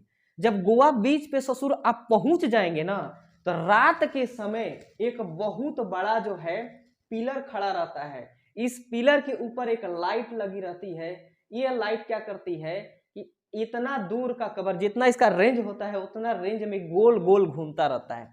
कहने का मतलब ये है कि जितना इसका रेंज रहेगा उतना लाइट मारेगा, और ये एकदम सीधा लाइट मारता है। अगर ससुर को चोरी करके भाग रहा हो या दूसरे देश का कोई आदमी है अगर भाग रहा हो, तो उसमें क्या कर सकते हैं, उस सर्च लाइट के माध्यम से समुद्रों में देख सकते हैं कि नाव से भाग रहा है, कि मछली के ऊपर बैठ के तैर के भाग रहा है, कि जहाजी में बैठ के भाग रहा है। सर्च लाइट के माध्यम से हम क्या कर सकते हैं, उसको देख सकते हैं। तो सर्च लाइट में भी किसका प्रयोग किया जाता है, अवतल दर्पण का। वाहनों के हेडलाइट में, वाहन जो होते हैं ना गाड़ियां, अरे गाड़ी 4 व्हीलर 2 व्हीलर, एको व्हीलर नहीं आवला, 2 व्हीलर आता है, ठीक है, 4 व्हीलर ट्रक ले लो, यहाँ तक अगर बात कर सकते हैं तो ट्रेनों में होता है, यहाँ तक आप बात कर सकते हैं हवाई जहाज एरोप्लेन होता है, उसमें भी आगे एक लाइट लगी रहती है। उसमें किसका प्रयोग किया जाता है, जो है अवतल दर्पण का। जो हेडलाइट होता है, हेडलाइट में भी किसका प्रयोग किया जाता है, अवतल दर्पण। हेडलाइट माने अगर 4 व्हीलर है तो 2 लगा रहेगा, अगर 2 व्हीलर है तो एक वो रहता है, बहुत तेजी से फोकस करता है, दूर तक जाता है। आजकल तो बहुत बढ़िया वाला लाइट आ गया है। बात करते हैं दूसरा पॉइंट, सेविंग करने के लिए। सेविंग में इसका उपयोग क्या है, जैसे क्या है कि आप कुर्सी के सामने बैठकर अपना बाल कटवा रहे हैं, मजे से बाल कटवा रहे हैं, और पीछे से आपका सफा चट कर दिया और आपको दिखाइए नहीं दिया, तब अगर बाहर निकले तो घोर बेइज्जती होगी, ये ससुर हमारा बलवा कैसे काट दिया। इसके लिए आपको क्या करना होगा कि आप उस सेविंग सैलून में जाएंगे जहां पे बढ़िया से मिरर लगा होगा, आगे भी मिरर पीछे भी मिरर। उस कंडीशन में जब मिरर लगाया जाता है तो आगे बाल काट रहा है लेकिन उसका प्रतिबिंब पीछे दर्पण में दिखाई देता है, इसलिए इसका उपयोग हम कहाँ करते हैं, सेविंग के लिए भी करते हैं। दूसरा आता है मरीज। अब मरीजों का क्या मतलब है, यहाँ पे मरीजों का क्या लेना देना, जैसे जिनकी दांतें खराब हो जाती है, जिनमें कैविटी हो जाती है, कैविटी का मतलब होता है सड़न हो जाना। सड़न होने का ये तात्पर्य है कि ज्यादा जो बच्चे चॉकलेट खाते हैं, चॉकलेट खाकर और ससुरा ब्रश नहीं करते हैं, तो उनके दांतों में सड़न हो जाती है, कैविटी हो जाती है। कुछ लोग कहते हैं हमारे दांतों में झंझनाहट होती है, सनसनाहट होती है, यहाँ तक पता नहीं क्या क्या होती है जब ठंडा पानी पी लेते हैं या कोल्ड ड्रिंक पीते हैं। उसके लिए दांतों का जब आप इलाज करवाने जाएंगे तो ससुर डॉक्टर क्या करेगा, एक इतना बड़ा मशीन निकालेगा और उसमें लगा रहेगा दर्पण। वो कौन सा दर्पण, अवतल दर्पण, और उसी से वह देखेगा कि इस मरीज में जो दांत है उस दांत में कितना कितना सड़न हो चुका है। इसलिए उसका प्रयोग क्या करते हैं, हम अवतल दर्पण के रूप में भी कर देते हैं। दूसरा बात करते हैं सौर भट्टी। सौर भट्टी का यह मतलब होता है, सौर भट्टी का मतलब बताते हैं। यहाँ पर एक क्या होता है, एक लोहे का या किसी भी मेटल का एक डब्बा बनाया जाता है। डब्बे का मतलब होता है कंटेनर होता है। इधर सब जो है सब अवतल दर्पण लगा दिया जाता है। ये जो है अवतल दर्पण उस दिशा में होता है जिस दिशा में सूरज की रोशनी पड़ती है। जैसे इस पे सूरज की रोशनी पड़ेगी पूरा फोकस हैजा मारता है, और यहाँ से यहाँ पे जब जाती है पूरा सूरज की प्रकाश, तो ये ससुर गर्म हो जाता है और इसके अंदर भरा जाता है पानी, और इस पानी से हम भाप बनाते हैं। इस भाप के माध्यम से हम टरबाइन घुमाकर बिजली पैदा कर लेते हैं, या इस भाप के माध्यम से हम खाना बनाते हैं। इसका सबसे बढ़िया उदाहरण जो है शिरडी के साईं मंदिर, आप देख सकते हैं, आप गूगल पे सर्च कर सकते हैं, यूट्यूब पे भी देख सकते हैं। वहां का जो मेगा किचन है ये सौर भट्टी पर आधारित है। इसमें क्या होता है, प्रकाश आता है, दर्पण पे पड़ता है, टकराने के बाद इसको क्या करता है, हीट करता है, और इसी हीटिंग इफेक्ट के माध्यम से पूरा भोजन पकाया जाता है। ससुर वहां पर बिजली, कहीं बिजली बाहर से नहीं आती है, न वहां पे खाना बनाने के लिए गैस का इस्तेमाल किया जाता है। प्योरली किसका इस्तेमाल किया जाता है, सूरज की रोशनी। मतलब वो पूरा मंदिर किस पे आधारित है, सौर ऊर्जा पर आधारित है, और एक तरह से कह सकते हैं वो सौर भट्टी वहां पे चलाई जा रही है। तो सबसे बढ़िया उदाहरण आप देख सकते हैं। ये रहा हमारा अवतल दर्पण का उपयोगिता। बात करते हैं उत्तल दर्पण की। उत्तल दर्पण में एक ही याद रख लीजिए, बड़ी इंपॉर्टेंट है, जो गाड़ियां होती हैं, जैसे ड्राइवर जहां बैठता है उसके बगल में एक शीशा लगा रहता है। उस शीशे के माध्यम से देखता है कि कौन सी गाड़ी उसको ओवरटेक कर रही है। ओवरटेक समझते हैं आप, तो बहुत होशियार होंगे क्योंकि आप गाड़ी चलाते भी हैं। तो ओवरटेक का मतलब होता है कि जो गाड़ी आपके पीछे है और वो आगे आना चाहती है। ससुर जब ओवरटेक करेगी, आगे रास्ता रहेगा तब ना आप देंगे, तब उसमें आप देखते हैं।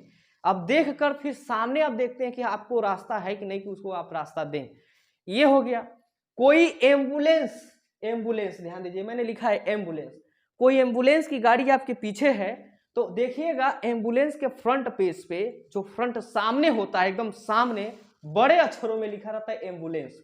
ई नहीं लिखा रहता है, हाई से लिखा रहता है, इससे लिखा रहता है। और इसको हम इस रूप में दिखाते हैं।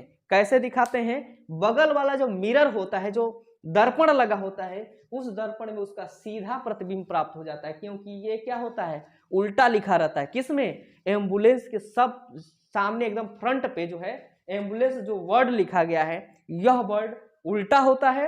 और जैसे ही हम अपने बगल वाले मिरर में देखते हैं तो इसका सीधा और क्लियर तस्वीर प्राप्त होता है। इस वजह से हम अपनी गाड़ी को किनारे कर देते हैं और एम्बुलेंस वाली गाड़ी क्या होती है, आगे निकल जाती है। तो ये रहा हमारा उपयोगिता पे आधारित। आपको वीडियो कैसा लगा, अगर अच्छा लगा तो कमेंट जरूर करना भाई, कमेंट करो और चैनल को सब्सक्राइब जरूर करो, क्योंकि इंपॉर्टेंट क्वेश्चन आने वाला है आपके बोर्ड एग्जाम से। अगर छोड़ दिए तो समझ लीजिए कि हमारा दोष नहीं है, बाद में तुम पछताना, क्योंकि आगे समय में ये तो नहीं सोचोगे कि चैनल तो बंद हो जाएगा, नहीं, चैनल चलता रहेगा, ये लगातार चलेगा। और जब आप किसी दिन आप देख लेंगे कि हाँ भाई इंपॉर्टेंट क्वेश्चन था, हमारे पेपर में भी आया, तब तो गया आपका टाटा फीस। और जैसे बोर्ड का पेपर होगा, पेपर हम आपको एनालिसिस भी कराएंगे और बताएंगे कि कौन कौन सा क्वेश्चन जो है आपको छपा था मेरे द्वारा बताए हुए। का जो मोटिवेशनल कोर्स ये है कि सक्सेस की खास बात ये होती है कि वह मेहनत करने वालों पर फिदा हो जाती है। सक्सेस की खास बात ये होती है कि वह मेहनत करने वालों पर फिदा हो जाती है। तो जो मेहनत कर रहे होंगे उनको सफलता भी मिलेगी, और मेहनत और सफलता ये दोनों उन पर फिदा भी होगी, और इस फिदा से महिलाएं भी उन पर फिदा होंगी। तो चलिए आज की टॉपिक की शुरुआत करते हैं लेक्चर नंबर 12 से, और 12 का नाम, टॉपिक का नाम है आवर्धन क्षमता। ठीक है, इसको बोलते हैं लीनियर मैग्निफिकेशन। इंग्लिश में जिसको जानना होगा तो लीनियर मैग्निफिकेशन बोलेंगे, और नहीं तो इसको आवर्धन क्षमता के नाम से जान सकते हैं। परिभाषा पूछता है, परिभाषा हम लिखेंगे नहीं, सुन लीजिए परिभाषा क्या है, इसका डिफिनेशन क्या है। पूछता है कि दर्पण की आवर्धन क्षमता की परिभाषा बताइए, और सूत्र भी बताइए, और मात्रक भी बताइए। चलिए हम सब बताएंगे। दर्पण की आवर्धन क्षमता की परिभाषा ये होती है कि प्रतिबिंब की लंबाई और वस्तु की लंबाई के अनुपात को आवर्धन क्षमता कहते हैं। खत्म, परिभाषा खत्म। या प्रतिबिंब की दूरी दर्पण से अब वस्तु की दूरी दर्पण से, दोनों के अनुपात को क्या करते हैं, आवर्धन क्षमता कहते हैं। प्रतिबिंब की लंबाई और वस्तु की लंबाई के अनुपात को आवर्धन क्षमता कहते हैं। प्रतिबिंब की दूरी और वस्तु की दूरी के अनुपात को क्या कहते हैं, आवर्धन क्षमता कहते हैं। ये रहा सूत्र। अब बता दिया मैंने फार्मूला, परिभाषा। तो परिभाषा और आपका सूत्र मैंने सामने लिख दिया है। आवर्धन क्षमता की परिभाषा एक बार फिर से रिवाइज करिए। प्रतिबिंब की लंबाई वस्तु की लंबाई के अनुपात को आवर्धन क्षमता कहते हैं। प्रतिबिंब की दूरी वस्तु की दूरी के अनुपात को आवर्धन क्षमता कहते हैं। यह सूत्र रहा। आवर्धन क्षमता को हम जो है यम से प्रदर्शित करते हैं। यम से प्रदर्शित करते हैं। ध्यान से सुनिए, किससे? यम द्वारा लिखा गया होगा कहीं भी पेपर में तो बोलेंगे कि वह आवर्धन क्षमता है। अब देखिए कहीं कहीं यह लिख दिया जाता है यम बराबर आई बाई ओ। आई क्या है भाई? आई माने इमेज। इमेज का मतलब होता है प्रतिबिंब और ओ का मतलब होता है ऑब्जेक्ट। ओ का मतलब ऑब्जेक्ट, इसका मतलब होता है वस्तु। तो आई इमेज हो गया और वो ऑब्जेक्ट वस्तु हो गया। ये हो गया भी प्रतिबिंब की दूरी और यू क्या हो गया? वस्तु की दूरी। ठीक है, चलिए नोट, इंपॉर्टेंट नोट और फैक्टली नोट क्या है। यदि यम धनात्मक हो, ध्यान से सुनिए, यदि यम धनात्मक होगा मतलब कि आपने आवर्धन क्षमता का मान निकाल दिया और मान निकाला तो वह धनात्मक हो गया, तो इसका मतलब कि वह कौन सा दर्पण होगा? तो फिक्स है कि वह अवतल दर्पण होगा। ध्यान से सुनिए, यदि यम का मान आपने कैलकुलेट किया और वह प्लस में निकला, अगर वो प्लस आया तो अवतल दर्पण। यम का मान आपने कैलकुलेट किया, यम माने आवर्धन क्षमता का मान कैलकुलेट किया, अगर उसका मान माइनस में आया तो इसका मतलब है कि वह उत्तल दर्पण हुआ। तो ये रहा मेरा इंपॉर्टेंट वीडियो आवर्धन क्षमता लेक्चर नंबर 12 से संबंधित। अगर आपको अच्छा लगे तो दोस्तों को जरूर भेज दीजिए, अति महत्वपूर्ण है, नहीं भेजेंगे पछताएंगे। और चैनल को सब्सक्राइब कर दीजिए, सबसे पहले पहुंच जाए, नहीं तो बाद में पछतावा होगा, क्योंकि बोर्ड एग्जाम आने वाला है और बोर्ड एग्जाम आने से पहले कुछ न कुछ चीज़ें मिल जाएं आपको। तो महत्वपूर्ण प्रश्न और महत्वपूर्ण क्वेश्चन जो है आपको बताई जा रही है। देखिए लेक्चर जो है धीरे धीरे चलेगी, लेकिन महत्वपूर्ण प्रश्न हर चैप्टर से मिलती जाएगी आपको, प्रतिदिन मिलती जाएगी 10 क्वेश्चन। और इस तरह से फिजिक्स, केमिस्ट्री एंड बायोलॉजी तीनों में मिल जाएगी। यूवीएफ में रिलेशन है, इसके बारे में हम लोग पढ़ेंगे कि यूवीएफ में कौन सा रिलेशन बनता है, किस तरह के सूत्र बनते हैं। तो बहुत बहुत स्वागत है मेरे इस चैनल में। चलिए शुरुआत करते हैं इस वीडियो को और यहाँ से शुरुआत करते हैं। सबसे पहले बात करते हैं यूवीएफ में रिलेशन जो बनता है। यूवीएफ में रिलेशन बनता है, क्या आता है सूत्र? 1/f = 1/v + 1/u। ये है हमारा एक दर्पण है, इस दर्पण का नाम है अवतल दर्पण। अवतल दर्पण है। अवतल दर्पण द्वारा एक सूत्र जो है डेरिवेट की जाएगी, निगमन की जाएगी। उस सूत्र का जो फार्मूला बन के आता है, उस फार्मूला जो बन जाएगा 1/f = 1/v + 1/u। सबसे पहले ध्यान से सुनिए कि क्या है कि इस चित्र के माध्यम से हम लोग समझते हैं। यहाँ पे एक वस्तु रखी गई है, ये हमारी वस्तु है। इस वस्तु से प्रकाश चलेगी, दर्पण पे पड़ेगी और इसका परावर्तन होगा। परावर्तन के बाद मुख्य फोकस को काटती हुई गुजर जाएगी प्रकाश। दूसरा जो प्रकाश किरण जा रही है वह वक्रता केंद्र से होकर जाएगी और जैसे ही दर्पण पे पड़ेगी तो टकरा कर वक्रता केंद्र से वापस चली जाएगी। ये दोनों किरणें एक दूसरे को किसी बिंदु पर काटेंगी जहाँ पर वस्तु का क्या बनेगा? प्रतिबिंब प्राप्त होगा। ध्यान से सुनिए, यहाँ से प्रकाश गई, टकराई और एक प्रकाश यहाँ से गई, दोनों एक दूसरे को बिंदु इस पे काटेंगे जहाँ पे वस्तु का एक प्रतिबिंब प्राप्त होगा। अब ये प्रतिबिंब और चित्र के माध्यम से हम इस सूत्र का निगमन करेंगे। सबसे पहले ध्यान से देख लीजिए कि क्या क्या चीज़ें इसमें ध्यान देने योग्य बातें हैं। जो वस्तु की दूरी है वह AP है, वस्तु की दूरी को AP और वस्तु की दूरी को -u से रिप्रेजेंट किया जाता है। C से P की दूरी वक्रता त्रिज्या, PC के बीच की दूरी जो कहलाएगी वक्रता त्रिज्या, इसको -r से रिप्रेजेंट किया जाएगा।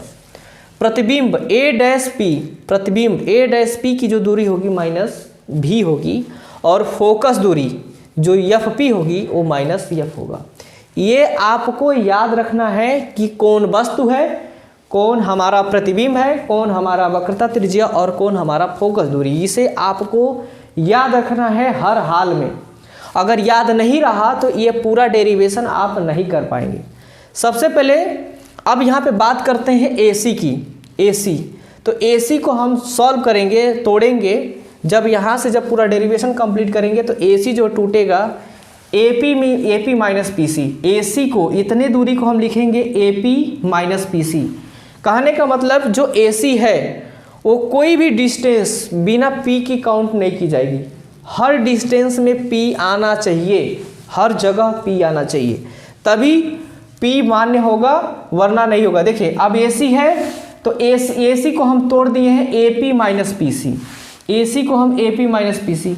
ये क्यों है और किस लिए है ये अभी हम शुरुआत करते हैं। तो चलिए शुरुआत कर लेते हैं, फिर हम उसको वीडियो को बीच में बताएंगे कि क्यों आ रहा है, किस वजह से लाया जा रहा है। आप ध्यान दीजिएगा, सबसे पहले बात करते हैं दो त्रिभुज, त्रिभुज ABC, त्रिभुज ABC और CA-B' में, CA-B' में ये दो त्रिभुज लेते हैं। ये दोनों त्रिभुज आपस में समरूप होगा, समरूपता के नियम से त्रिभुज जो है दोनों आपस में समरूप हो जाएंगे। जब त्रिभुज आपस में समरूप हो जाएंगे तो समरूपता के नियम से कहा जाता है कि उनके जो भुजाओं के अनुपात होते हैं, क्षेत्रफल वाली चीज़ें नहीं ली जाएगी, केवल भुजाओं के अनुपात आपस में क्या हो जाएगा, बराबर हो जाएगा। आप केवल इतना ही लिखेंगे क्योंकि आप मैथमेटिक्स नहीं सॉल्व कर रहे हैं, केवल आप फार्मूला का डेरिवेशन कर रहे हैं, इसमें मैथमेटिक्स नहीं लगाना है। बस इतना आप डाल दीजिएगा कि समरूपता के नियम से जो अध्यापक होगा, टीचर्स हो जाएंगे, वो समझ लेंगे कि क्या आप कहना चाहते हैं। शुरुआत करते हैं। समरूपता के नियम से अगर बात करते हैं इस त्रिभुज में, तो इसकी ऊंचाई कितनी है, AB है, तो इस त्रिभुज में इसकी ऊंचाई कितनी हो जाएगी, A-B' हो जाएगी। यहाँ पे आप आ जाएंगे, इसकी दूरी AC और इसकी दूरी कितना हो जाएगा, A'(C), A'(C) हो जाएगी। ये समीकरण नंबर 1 बन गया। आपने फिर से एक बार ध्यान से देख लीजिए, इस त्रिभुज में इसकी ऊंचाई हो जाएगी AB और इसकी ऊंचाई हो जाएगा A'(B'। आपने लिख लिया, इसकी दूरी हो जाएगी AC और यहाँ पे इसकी जो दूरी बनेगी A'(C) बन जाएगी। यहाँ पे हमने रख लिया। यहाँ से समीकरण 1 क्रिएट हो गया। फिर अगले टर्म्स में आते हैं, अगले वाले में देखते हैं कि M और P और F एक त्रिभुज बनेगा। असल बात एक्चुअली अगर माना जाए तो ये दर्पण जो है एकदम जो है ज़्यादा कटोरे टाइप का नहीं होता है, एकदम ज़्यादा गहरे टाइप का नहीं होता है, थोड़ा थोड़ा प्लेन होता है। तो इसलिए इसको हम एक बिंदु बना लेते हैं, त्रिभुज का एक शीर्ष बिंदु बना लेते हैं। तो शीर्ष बिंदु होने की वजह से एक त्रिभुज का आकार ले लेगा MPF में। MPF हो गया, एक त्रिभुज MPF हो गया और एक त्रिभुज बनेगा A'(F) और B' में। ध्यान से सुनिए, ये B' है, A' या B' और F में ये दो त्रिभुज फिर से ली जाएगी और फिर वही चीज़ प्रक्रिया करेंगे जो हमने ऊपर देखा है। इसमें भी हम लोग समरूपता के ही नियम लगाएंगे। समरूपता के नियम में फिर क्या बोलेंगे, जो साइड है MP अपान क्या हो जाएगा, A'(B'। देखिए इस त्रिभुज का A वाला साइड MP, इस त्रिभुज का A'(B', तो MP अपान A'(B' हो जाएगा। फिर इसकी नीचे की दूरी जो आधार है FP और इसका आधार क्या हो जाएगा, A'(F), FP अपान A'(F), ये दोनों आपस में बराबर हो जाएंगे। अब यहाँ पे समीकरण 1 बना, ये समीकरण नंबर 2 बना। समीकरण 1 और 2 से अगर बात करें तो आयत का अगर आयत की बात किया जाए तो आयत के आमने सामने की भुजाएं क्या होती हैं, बराबर होती हैं। जो भुजा ये होगी वही भुजा ये भी होगी। कहने का मतलब आयत के आमने सामने की भुजा बराबर। जब आयत के आमने सामने की भुजा तो AB बराबर क्या हो जाएगा, MP के। तो ये वाला हिस्सा लेफ्ट वाला देखेंगे दोनों समीकरण का, ये वाला, तो लेफ्ट में ये AB अपान A'(B') और MP अपान A'(B', ये दोनों आपस में बराबर होंगे। जब ये दोनों बराबर होंगे तो राइट वाला भी हिस्सा आपस में क्या हो जाएगा, बराबर हो जाएगा। AC अपान A'(C) और यहाँ पे जो FP अपान क्या हो जाएगा, FP अपान A'(F) हो जाएगा। ये दोनों आपस में बराबर हो जाएगा। दोनों हमने बराबर कर लिया। बराबर करने के बाद अब ध्यान दीजिएगा, वही जो हम यहाँ पे तोड़ रहे थे इस चीज़ को हम लोग तोड़ेंगे। आप ध्यान दीजिएगा, AC अपान CA' आया, A'(C) आया, FP अपान A'(F) आ गया। अब इस चीज़ को तोड़ेंगे। अब क्यों तोड़ेंगे, वजह भी है इसके पीछे। जब तक इसको तोड़ा नहीं जाएगा तब तक हम वैल्यू, ये वाला जो वैल्यू रखी गई है, ये वैल्यू रख नहीं पाएंगे। क्योंकि देखिए AP बराबर -U, PC बराबर -R, A'(P) बराबर -V और FP बराबर जो है -F है। यहाँ पे कोई ऐसी चीज़ है ही नहीं है FP को छोड़कर, यहाँ पे FP को छोड़कर कोई और चीज़ नहीं है। न AP है, न PC है, न A'(P) है, कुछ भी नहीं है। इनको बदलना पड़ेगा। अब AC की बात करते हैं, AC की बात करते हैं तो अब देखिए, तोड़ने के लिए सबसे पहले बात कैसे किया जाएगा कि कभी भी किसी चीज़ को अगर ब्रेकआउट किया जाएगा तो उसका दूरी हमेशा P से गिनती की जाएगी। हमेशा P बिंदु ले लीजिए और दूरी वहीं से ली जाएगी। अगर बात करते हैं AC को तो लिखेंगे AP माइनस PC। ध्यान से सुनिए, अगर हमारा AC लिखा हुआ है तो लिखेंगे AP माइनस PC। AC बराबर हो जाएगा AP माइनस PC। इसको आपने लिख दिया। CA डैश को लिखेंगे, देखिए CA डैश को लिखेंगे CP minus A dash P। CA dash को लिखेंगे CP minus A dash P। आप यहाँ पे लिख दीजिए A डैश F आ गया। A डैश F को लिखेंगे A डैश F को A dash P minus FP, मतलब हर जगह P। अब बात आती है इसकी ऊपर वाले की, आप इसको क्यों नहीं बदलेंगे? क्योंकि इसमें P दिया हुआ है और यहाँ की दूरी दी गई है, तो इसको कुछ छेड़ना है नहीं, आप उसको वैसे ही छोड़ दीजिए। अब जो जो पॉइंट यहाँ पे आपने रखा ले आके यहाँ पे रख दीजिए। रखने के बाद अब यहाँ पे दी गई है AP की दूरी दी गई है -u, तो -u। यहाँ पे PC की वैल्यू दी गई है -r, तो -r रख दीजिएगा। फिर यहाँ पे आपका CP की दूरी दी गई है, CP जो है -r यहाँ पे भी रखेंगे और A डैश P -v है, यहाँ पे रखिए। इसी तरह से इसमें आ जाइए, FP की दूरी करेंगे तो FP कितना दिया है -f। A डैश P कितना दिया है, A डैश P बराबर -v और FP बराबर फिर से रख देंगे -f, यहाँ पे रख दिया गया। एक सूत्र शुरुआत में मैंने पिछले लेक्चर में बताया था कि जो फोकस और वक्रता त्रिज्या के बीच जो संबंधित सूत्र होता है वो R = 2f होता है। जहाँ भी R दिख रहा है वहाँ पे 2f आप रख देंगे। सबसे पहले ब्रैकेट को तोड़ा जाएगा तो चिन्ह में परिवर्तन होगा, A -u रहेगा, A माइनस प्लस R होगा, लेकिन R बराबर हम 2f लिख दिए हैं तो डायरेक्ट 2f लिख दीजिए। यहाँ पे -2f हो जाएगा, plus v is equal to -f, ये -v रहेगा और माइनस प्लस हो जाएगा। ये जितना भी आया इसका आप तिर्यक गुणा कराएंगे, इसका इधर गुणा, इसका इधर गुणा, तिर्यक गुणा कराएंगे। इसका गुणा करा दीजिए, यहाँ पे लिख दीजिए, इसका गुणा करा के यहाँ पे लिखिए। u का v में गुणा कराएंगे तो माइनस हो जाएगा प्लस u भी, और u का f में गुणा कराएंगे तो माइनस और प्लस माइनस बन जाएगा uf। फिर बारी आएगी 2f की, तो 2f का v में गुणा कराएंगे तो माइनस और प्लस में गुणा कराएंगे माइनस होगा, 2f का v में करेंगे तो 2f भी बन जाएगा। प्लस 2f है, यहाँ पे प्लस f है तो प्लस प्लस हो जाएगा प्लस, और 2f का f में गुणा कराएंगे 2f²। इसी तरह से इसमें आ जाइए, माइनस में माइनस का गुणा करेंगे प्लस, f का 2f में करेंगे 2f², प्लस में माइनस का गुणा करेंगे माइनस, f का v में करेंगे क्या हो जाएगा, ef भी हो जाएगा। ये दोनों आपस में कट जाएंगे, कट गए। आप देख सकते हैं LHS और RHS में दोनों इक्वल है तो आप काट सकते हैं। आप यहाँ पे LHS की बात करते हैं तो लेफ्ट हैंड साइड में आप देख लीजिए कि ये वाला माइनस में हिस्सा है, इसको उधर ट्रांसफ़र कर दीजिए, जिसको बोलते हैं पक्षांतर करना। जैसे ये इधर से उधर जाएगा तो उसके साइन में परिवर्तन आएगा, ये माइनस से इधर जाके प्लस बन जाएगा। तो जैसे यहाँ पे प्लस बनेगा तो आप इसको u भी, यहाँ पे uf दिया है माइनस से, यहाँ पे प्लस 2f भी है माइनस में तो यहाँ पे प्लस बन जाएगा, और यह b माइनस में है। इसमें से माइनस करेंगे तो क्या बन जाएगा, 2fb में से अगर यह b घटा दें तो केवल fb बचेगा। इसको आप लिख दीजिए, इसको यहाँ पे लिख दीजिए। मैंने एक स्टेटमेंट लिखा है कि आप u भी f से क्या करने पर, भाग देने पर, जैसे ही u भी f से आप इसमें भाग देंगे तो भाग यहाँ पे लिख दीजिए, u से u कट जाएगा, v से v कट जाएगा, u से u कटेगा, f से f कट जाएगा, f से f कटेगा और v से v कट जाएगा।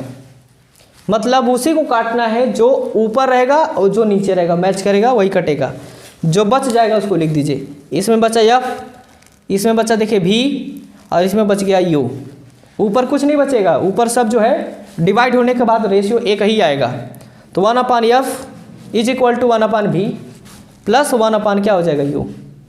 ये हमारा अवतल दर्पण से संबंधित u v f में रिलेशन हो गया।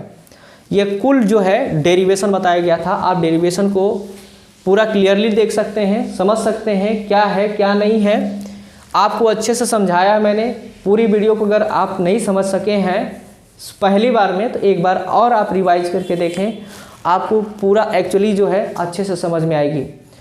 मेरा प्रयास अगर अच्छा रहा तो प्लीज़ अपने दोस्तों को ज़रूर भेजें और पढ़ाई करते रहें। क्योंकि आपके जो बोर्ड एग्ज़ाम है निरंतर नज़दीक आने वाले हैं, आ रहे हैं, और आप जो है जो पढ़ाई 2 घंटे 4 घंटे के लिए कर रहे थे, अब वो घंटे को कई घंटों में बदलिए।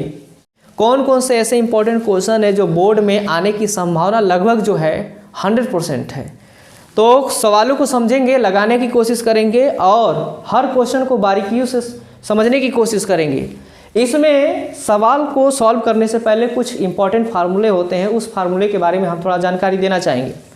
पहला फार्मूला होता है फोकस और वक्रता त्रिज्या के बीच संबंध, F=R/2 सूत्र फिक्स है, एक सवाल फिक्स भी है।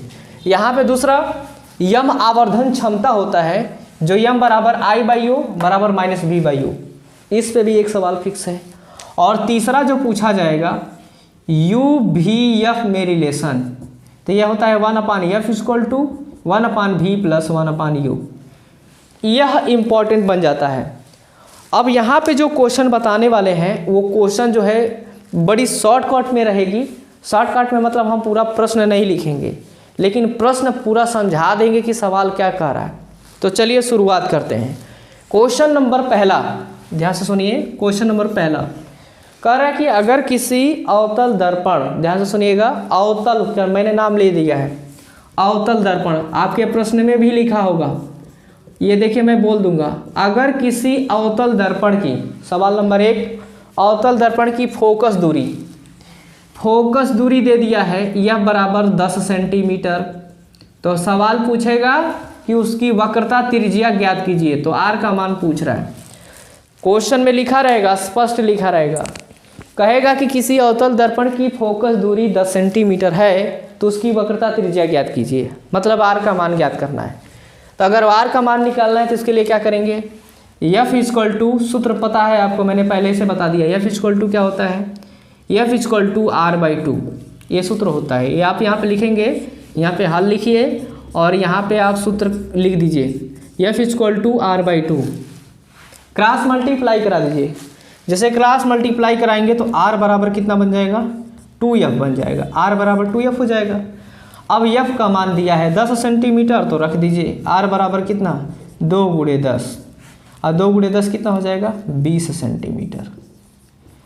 अब ध्यान से सुनिए, अवतल दर्पण में फोकस और वक्रता ये दोनों क्या होता है, माइनस में होता है। तो अगर R की बात कर देंगे तो यहाँ पे आंसर दिया तो लिख देंगे, अगर 20 सेंटीमीटर तो गलत नहीं माना जाएगा। लेकिन अवतल दर्पण के केस में R बराबर होता है माइनस, R माइनस में होता है तो लिखेंगे -20 सेंटीमीटर। बस फोकस भी आपका किस में होगा, माइनस में होगा, तो ये -10 सेंटीमीटर। ये दोनों जो चीज़ होता है, ये दोनों अवतल दर्पण के केस में माइनस बन जाता है। एक सवाल मतलब सॉल्व हो गया, आपको उम्मीद करते हैं समझ में भी आया होगा। सवाल एक बार फिर से देखिए कि अगर फोकस दूरी कितना कर दिया जाए, 10 सेंटीमीटर, तो वक्रता त्रिज्या का मान पूछ रहा है। ये किसके लिए था, ये अवतल दर्पण के लिए। अगला सवाल है, ध्यान से सुनिएगा, अवतल ही दर्पण है। अब अवतल दर्पण और फोकस में देख लेते हैं। अगला सवाल, क्वेश्चन बोला ऐसा बोल दिया कि ऐसा दर्पण जिसकी वक्रता त्रिज्या दिया है 30 सेंटीमीटर, और वह दर्पण कौन सा है, अवतल ही है। तब सवाल पूछेगा कि फोकस दूरी बताइए कितनी होगी। सूत्र बदलाव नहीं होगी, सूत्र वही रखा जाएगा। क्या सूत्र होगा, F= क्या होता है, आपको पता है R/2। आप लिखेंगे, हम जानते हैं, आप जो भी जानते हैं सूत्र ही जानते हैं, तो ये सूत्र ही लिखेंगे, F बराबर R/2। जैसे ही F बराबर R/2 रखेंगे तो क्या बनेगा, F= R का मान दिया है कितना, 30। तो देखिए ये अवतल दर्पण है तो इस केस में क्या लगा देंगे, माइनस, यहाँ पे लगाइए -30/2, और जैसे काटेंगे तो ये आधा बन जाएगा, -15 सेंटीमीटर। ठीक है, तो फोकस दूरी कितनी आएगी, -15 सेंटीमीटर। चीज़ें यहाँ पे माइनस में लिखी गई हैं, इसका मतलब ये नहीं है कि फोकस दूरी -15 है, वो जो है माइनस में रखा गया ये है क्योंकि ये वो अवतल दर्पण को प्रदर्शित करता है, इसलिए हमने माइनस लगाया है। अवतल दर्पण नहीं रहता, उत्तल दर्पण हो जाता तो वही माइनस किस में कन्वर्ट हो जाता, प्लस में कन्वर्ट हो जाता, इसलिए यहाँ पे माइनस लगाया गया। आपको उम्मीद करते हैं समझ में आया गया होगा। अगला क्वेश्चन देखते हैं, इसी टाइप का सवाल देख लेते हैं। सब क्वेश्चन बोला है कि किसी उत्तल, ध्यान से सुनिएगा, अवतल से हम उत्तल कर दिए, किसी उत्तल दर्पण में फोकस दूरी ज्ञात करना है और वक्रता त्रिज्या दिया हुआ है 10 सेंटीमीटर। ध्यान से सुनिए, वक्रता त्रिज्या r का मान आपको दे दिया कि ये वक्रता त्रिज्या 10 सेंटीमीटर है और आपसे सवाल पूछ रहा है कि बताइए उसकी फोकस दूरी कितनी होगी। क्या करेंगे आप, ध्यान से देखिए। अब ध्यान दीजिए, यहाँ पे लिखेंगे वही हम जानते हैं। आप जो भी जानते हैं यहाँ पे लिख दीजिए, हम जानते हैं F इक्वल टू कितना हो जाएगा r/2। अब ध्यान से सुनिएगा, ये उत्तल दर्पण है। उत्तल दर्पण के केस में ये क्या होता है, प्लस होता है। तो यहाँ पे लिखेंगे कितना, 10/2 काट दीजिए, कितना हो जाएगा, यह बराबर +5 सेंटीमीटर। अगर उत्तल दर्पण के केस में r का मान प्लस हो जाएगा तो F का भी मान किस में आ जाएगा, प्लस में आ जाएगा। सवाल 3 सवाल बताएं, F और R के बीच का संबंधित सवाल था, इंपॉर्टेंट सवाल था। चलिए नेक्स्ट हम लोग सवाल पूछते हैं और किस तरह के सवाल पूछा जाएगा तो देख लेते हैं। क्वेश्चन ऐसे बोल दिया जाएगा, कहेगा कि किसी अवतल दर्पण से, सुनिएगा ध्यान से सुनिए, सवाल में भी बोला जाएगा। क्वेश्चन बोल रहा है कि अवतल दर्पण ये फिक्स है, ये तो नहीं जाएगा। अवतल दर्पण से, ध्यान से सुनिए, अवतल दर्पण से वस्तु की दूरी, ध्यान से सुनिएगा, वस्तु की दूरी। अगर जहां बोलेगा वस्तु की दूरी तो तुरंत आप लिखिए वस्तु की दूरी के लिए u बराबर दिया है सवाल में, मान लीजिए कि 30 सेंटीमीटर। सवाल में बोला वस्तु की दूरी 30 सेंटीमीटर, दूरी है वस्तु 30 सेंटीमीटर पर रखा हुआ है और कह रहा है कि उसकी प्रतिबिंब की दूरी, जहाँ पे प्रतिबिंब बन रहा है, प्रतिबिंब की दूरी बोल दिया जाए, ठीक है, v बराबर 15 सेंटीमीटर। मतलब कि एक वस्तु को अवतल दर्पण के सामने 30 सेंटीमीटर की दूरी पर अगर रख दिया जाए तो उसका प्रतिबिंब जो है 15 सेंटीमीटर की दूरी पर प्राप्त होता है। तो सवाल ये पूछ रहा है, क्वेश्चन ये पूछ रहा है कि बताइए आवर्धन क्षमता कितना होगा, आवर्धन क्षमता कितना होगा। आवर्धन क्षमता का मान आपसे m का मान क्या कर रहा है, पूछ रहा है। अगर m का मान आपसे पूछ रहा है तो आप क्या लिखेंगे, आपको सूत्र मैंने पहले से बता दिया। आवर्धन क्षमता, आवर्धन क्षमता m बराबर -v/u। v का मान अब ध्यान दीजिएगा, रखिए माइनस रहेगा ही रहेगा। अब ध्यान दीजिएगा, अवतल दर्पण है तो अवतल दर्पण के केस में, शर्त में क्या करेंगे, अवतल दर्पण के केस में ये दोनों माइनस में रखा जाएगा। मतलब v भी माइनस में रहेगा, u भी माइनस में रहेगा। तो v का मान 15 है तो लिखेंगे -15, u का मान 30 है तो लिखेंगे -30। अब ये माइनस माइनस हो जाएगा आपका प्लस 15/-30, माइनस को ऊपर भेज दीजिए तो -15/30, काट दीजिए कितना आ जाएगा, -1/2। मतलब आवर्धन क्षमता m का मान -1/2 आ जाएगा अवतल दर्पण के केस में। आप सवाल ये पूछ देंगे कि भाई आई और ओ का क्या मतलब है, ये तो मैंने v/u के बारे में बताया, इसके बारे में देख लीजिए। सवाल वही रहेगा, कोई बदलाव नहीं आएगा। क्वेश्चन ए कर दिया जाए, देखिए क्वेश्चन नंबर मान लीजिए कि ए था 1 में ए और बी में, बी वाला देखिए, कह दे कि अगर किसी अवतल दर्पण के सामने 5 सेंटीमीटर की कोई वस्तु रखी गई है, मतलब वस्तु की लंबाई दिया है, वस्तु की लंबाई 5 सेंटीमीटर। तो वस्तु होता है तो वस्तु को हम ऑब्जेक्ट बोलते हैं, तो इसको बोलेंगे ओ। 5 सेंटीमीटर वस्तु लंबा है और कह रहा है कि उसकी आकार जो बन रहा है, जिसको हम बोलते हैं प्रतिबिंब, प्रतिबिंब की लंबाई, प्रतिबिंब की लंबाई जिसको बोलेंगे आई, ये कह रहा है 10 सेंटीमीटर की दूरी पर बन रहा है। 5 सेंटीमीटर लंबा एक वस्तु है जिसकी जो प्रतिबिंब प्राप्त हो रहा है वो 10 सेंटीमीटर लंबा बन रहा है। तब कह रहा है कि आवर्धन क्षमता ज्ञात कीजिए। फिर वही चीज़ लगाएंगे, वही सूत्र, आवर्धन क्षमता बराबर, आवर्धन क्षमता m बराबर I/O। हम v/u नहीं लेंगे क्योंकि वहाँ दूरी नहीं दी गई है, लंबाई दी गई है। तो ये हो गया O 5 सेंटीमीटर, तो 5 रखिए, ये दिया है 10 तो 10 रखिए, उल्टा लिख दिए। ये 10 है, प्रतिबिंब की लंबाई 10 दी गई है और ये 5 दी गई है। 5 से काट दीजिए आप, 5 दूना 10, यम का मान आ गया 2। अब ये निर्धारित होगा कि ये प्लस होगा कि माइनस, क्योंकि हमने यहाँ पे तो माइनस आ गया। इस केस में माइनस पता करेंगे। दर्पण कौन सा है? दर्पण बोला है अवतल दर्पण। तो अवतल दर्पण अगर होगा तो अवतल दर्पण के केस में लिखेंगे आप, अवतल दर्पण के केस में दर्पण के लिए यम जो होता है वो माइनस बन जाएगा, बस खत्म। अवतल दर्पण के लिए यम का मान माइनस में होगा जब वस्तु की लंबाई और प्रतिबिंब की लंबाई ऐसी देगी। ये हमारा हो गया दूसरे टाइप का फार्मूले पर। अब तीसरा टाइप का फार्मूला, इस वाले पे देखिए क्वेश्चन कैसे बनेगा। सवाल ऐसे कहता है, ध्यान से सुनिएगा, कोई अवतल दर्पण है, उसके सामने, ध्यान से सुनिए, उसके सामने एक वस्तु रखी गई है u बराबर 30 सेंटीमीटर की दूरी पर। ध्यान से देखिएगा, एक जो है वस्तु है अवतल दर्पण के सामने 30 सेंटीमीटर की दूरी पर रखी गई है, जिसकी फोकस दूरी अब बराबर दिया है 10 सेंटीमीटर। मतलब उस दर्पण की फोकस दूरी 10 सेंटीमीटर। अगर अवतल होगा तो ये भी माइनस में होगा और ये भी माइनस में होगा, मतलब ये दोनों माइनस में हो जाएंगे। तब लिखेंगे दर्पण के सूत्र से। जब इसका हल करेंगे तो लिखेंगे दर्पण के सूत्र से। दर्पण के सूत्र से, दर्पण का क्या सूत्र बनता है? 1/f equal to 1/v plus क्या हो जाएगा 1/u।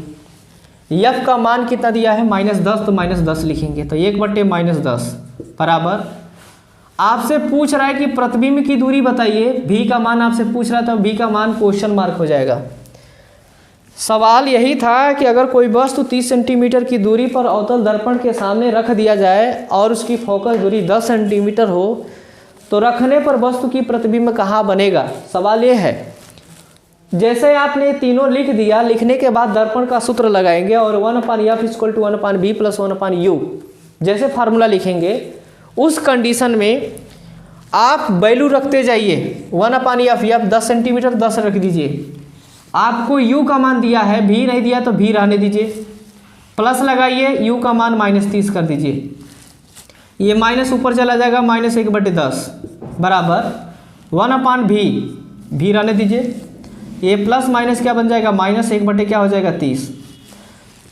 इस समीकरण को हल करने के लिए इस -30 को इधर, 1/30 को इधर भेज दीजिए। अगर ये -1/30 इधर आएगा तो प्लस बन जाएगा, तो 1/30 हो जाएगा। ये -1/10 बराबर 1 क्या बन जाएगा v। अब लिया जाएगा इसका एलसीएम। एलसीएम कई तरीके से लिया जाता है, या तो आप एक्चुअली जो है 30 और 10 का एलसीएम ले लीजिए, तब आप समीकरण को हल कर सकते हैं। या ना, सब जो कमज़ोर बच्चा है जिसको नहीं समझ में आ रहा है तो ऐसे लगा सकता है। 10 का 1 में गुणा करा दीजिए, 30 का 1 में गुणा कराइए, तो 10 का 1 में गुणा कराएंगे तो हो जाएगा 10, और 30 का 1 में गुणा कराइए तो 30। बीच में रहा माइनस तो माइनस लगाइए, फिर नीचे 30 है 10 है तो इन दोनों को आपस में गुणा करा दीजिए और यहाँ पे लिख दीजिए 1/v। इतना क्लियर हो गया होगा। आपसे मैंने बताया कि यहाँ पे 10 का 1 में गुणा कराइए, 30 का 1 में गुणा करा दीजिए, बीच में जो साइन है साइन लगाइए, नीचे का नीचे में गुणा करा दीजिए। जैसे ही 10 में से 30 घटाएंगे तो बचेगा -20, और नीचे था आपका 30 और गुणे 10, इसको ऐसे छोड़ दीजिए 1/v। आप 0 से 0 काट दीजिए, ऊपर बचेगा -2 और यहाँ पे बचा 1, कोई मतलब है नहीं, तो नीचे हो गया 30, 1/v। अब इसका रेसिप्रोकल करिए, मतलब ये नीचे से ऊपर जाएगा तो ये भी नीचे से ऊपर चला जाएगा, माइनस वही रहेगा, खाली अंक बदलेगा, तो -30 और 2 नीचे चला जाएगा और ये भी ऊपर चला जाएगा, 2 से 30 कट जाएगा तो ये आ जाएगा -15 सेंटीमीटर। यही आपकी प्रतिबिंब की स्थिति प्राप्त होगी। ये हो गया जब वस्तु को अवतल दर्पण के सामने रख दिया जाए उस केस में। इसी सवाल को अगर हम बोल दें कि अगर वस्तु जो है उत्तल दर्पण के सामने रखी जाए, उस कंडीशन में देखिए एक ही टाइप का फार्मूला है और एक ही टाइप का क्वेश्चन, बस 2 ही तरह का क्वेश्चन अगर आप अच्छे से समझ गए, किसी तरह का सवाल दिया जाए आप सॉल्व कर ले जाएंगे। ये हो गया कि अवतल दर्पण के सामने रखा गया तब। अगर वस्तु को उत्तल दर्पण के सामने रख दिया जाए तो क्या बनेगा? तो ऐसे देखिए, अगर यहाँ पे माइनस आया तो एक चीज़ और देख लीजिए, क्या क्या चीज़ें बता रहा है। भी का मान अगर माइनस में आया, अगर भी बराबर -15 सेंटीमीटर, तो पूछेगा कि प्रतिबिंब कैसा बनेगा। तो माइनस के वजह से प्रतिबिंब जो है आपका बनेगा वास्तविक बनेगा, वास्तविक बनेगा, क्योंकि अवतल है और अवतल की जो वैल्यू आई है भी का मान वो माइनस में आई है, इस वजह से ये वास्तविक प्रतिबिंब बनेगा। वस्तु कितना था?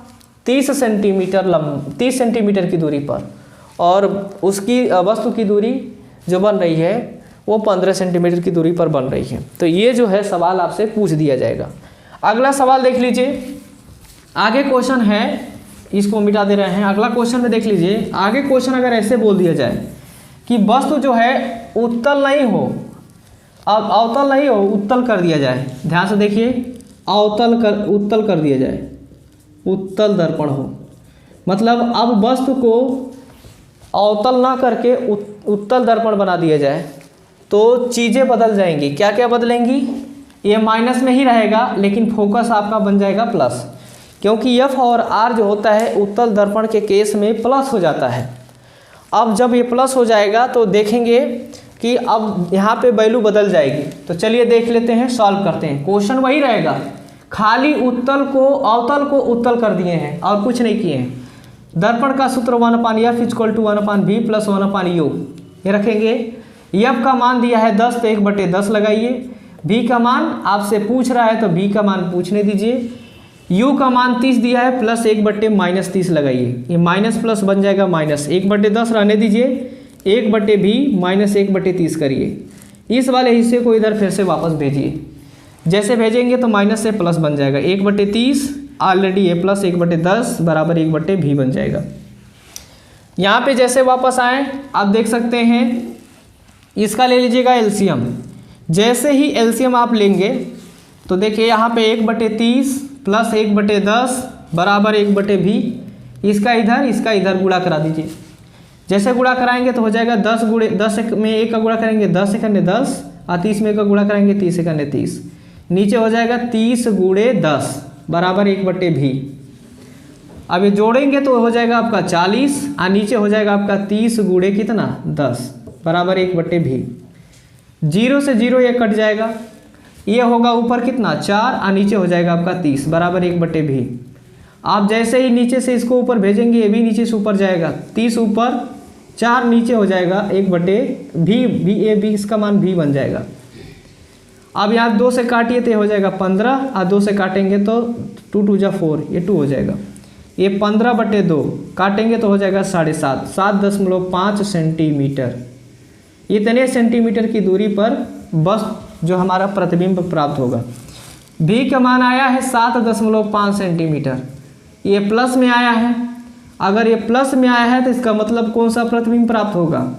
आभासी प्रतिबिंब प्राप्त होगा। ध्यान से सुनिएगा, जो प्रतिबिंब बनेगा वो हमारा आभासी। हम लोग जितने तरह के सवाल देखे हैं ये अति महत्वपूर्ण सवाल देखे हैं और इसमें से आने की संभावना अति महत्वपूर्ण है। आप केवल जो है बार बार 2-3 बार एक उसी वीडियो को रिपीट करके देखिए और किसी भी क्वेश्चन को सॉल्व करिए, आपका आराम से सॉल्व हो जाएगा। किसी भी क्वेश्चन को सॉल्व कर ले जाएंगे। तो अगर वीडियो अच्छी लगे तो मित्रों को भी भेजिए।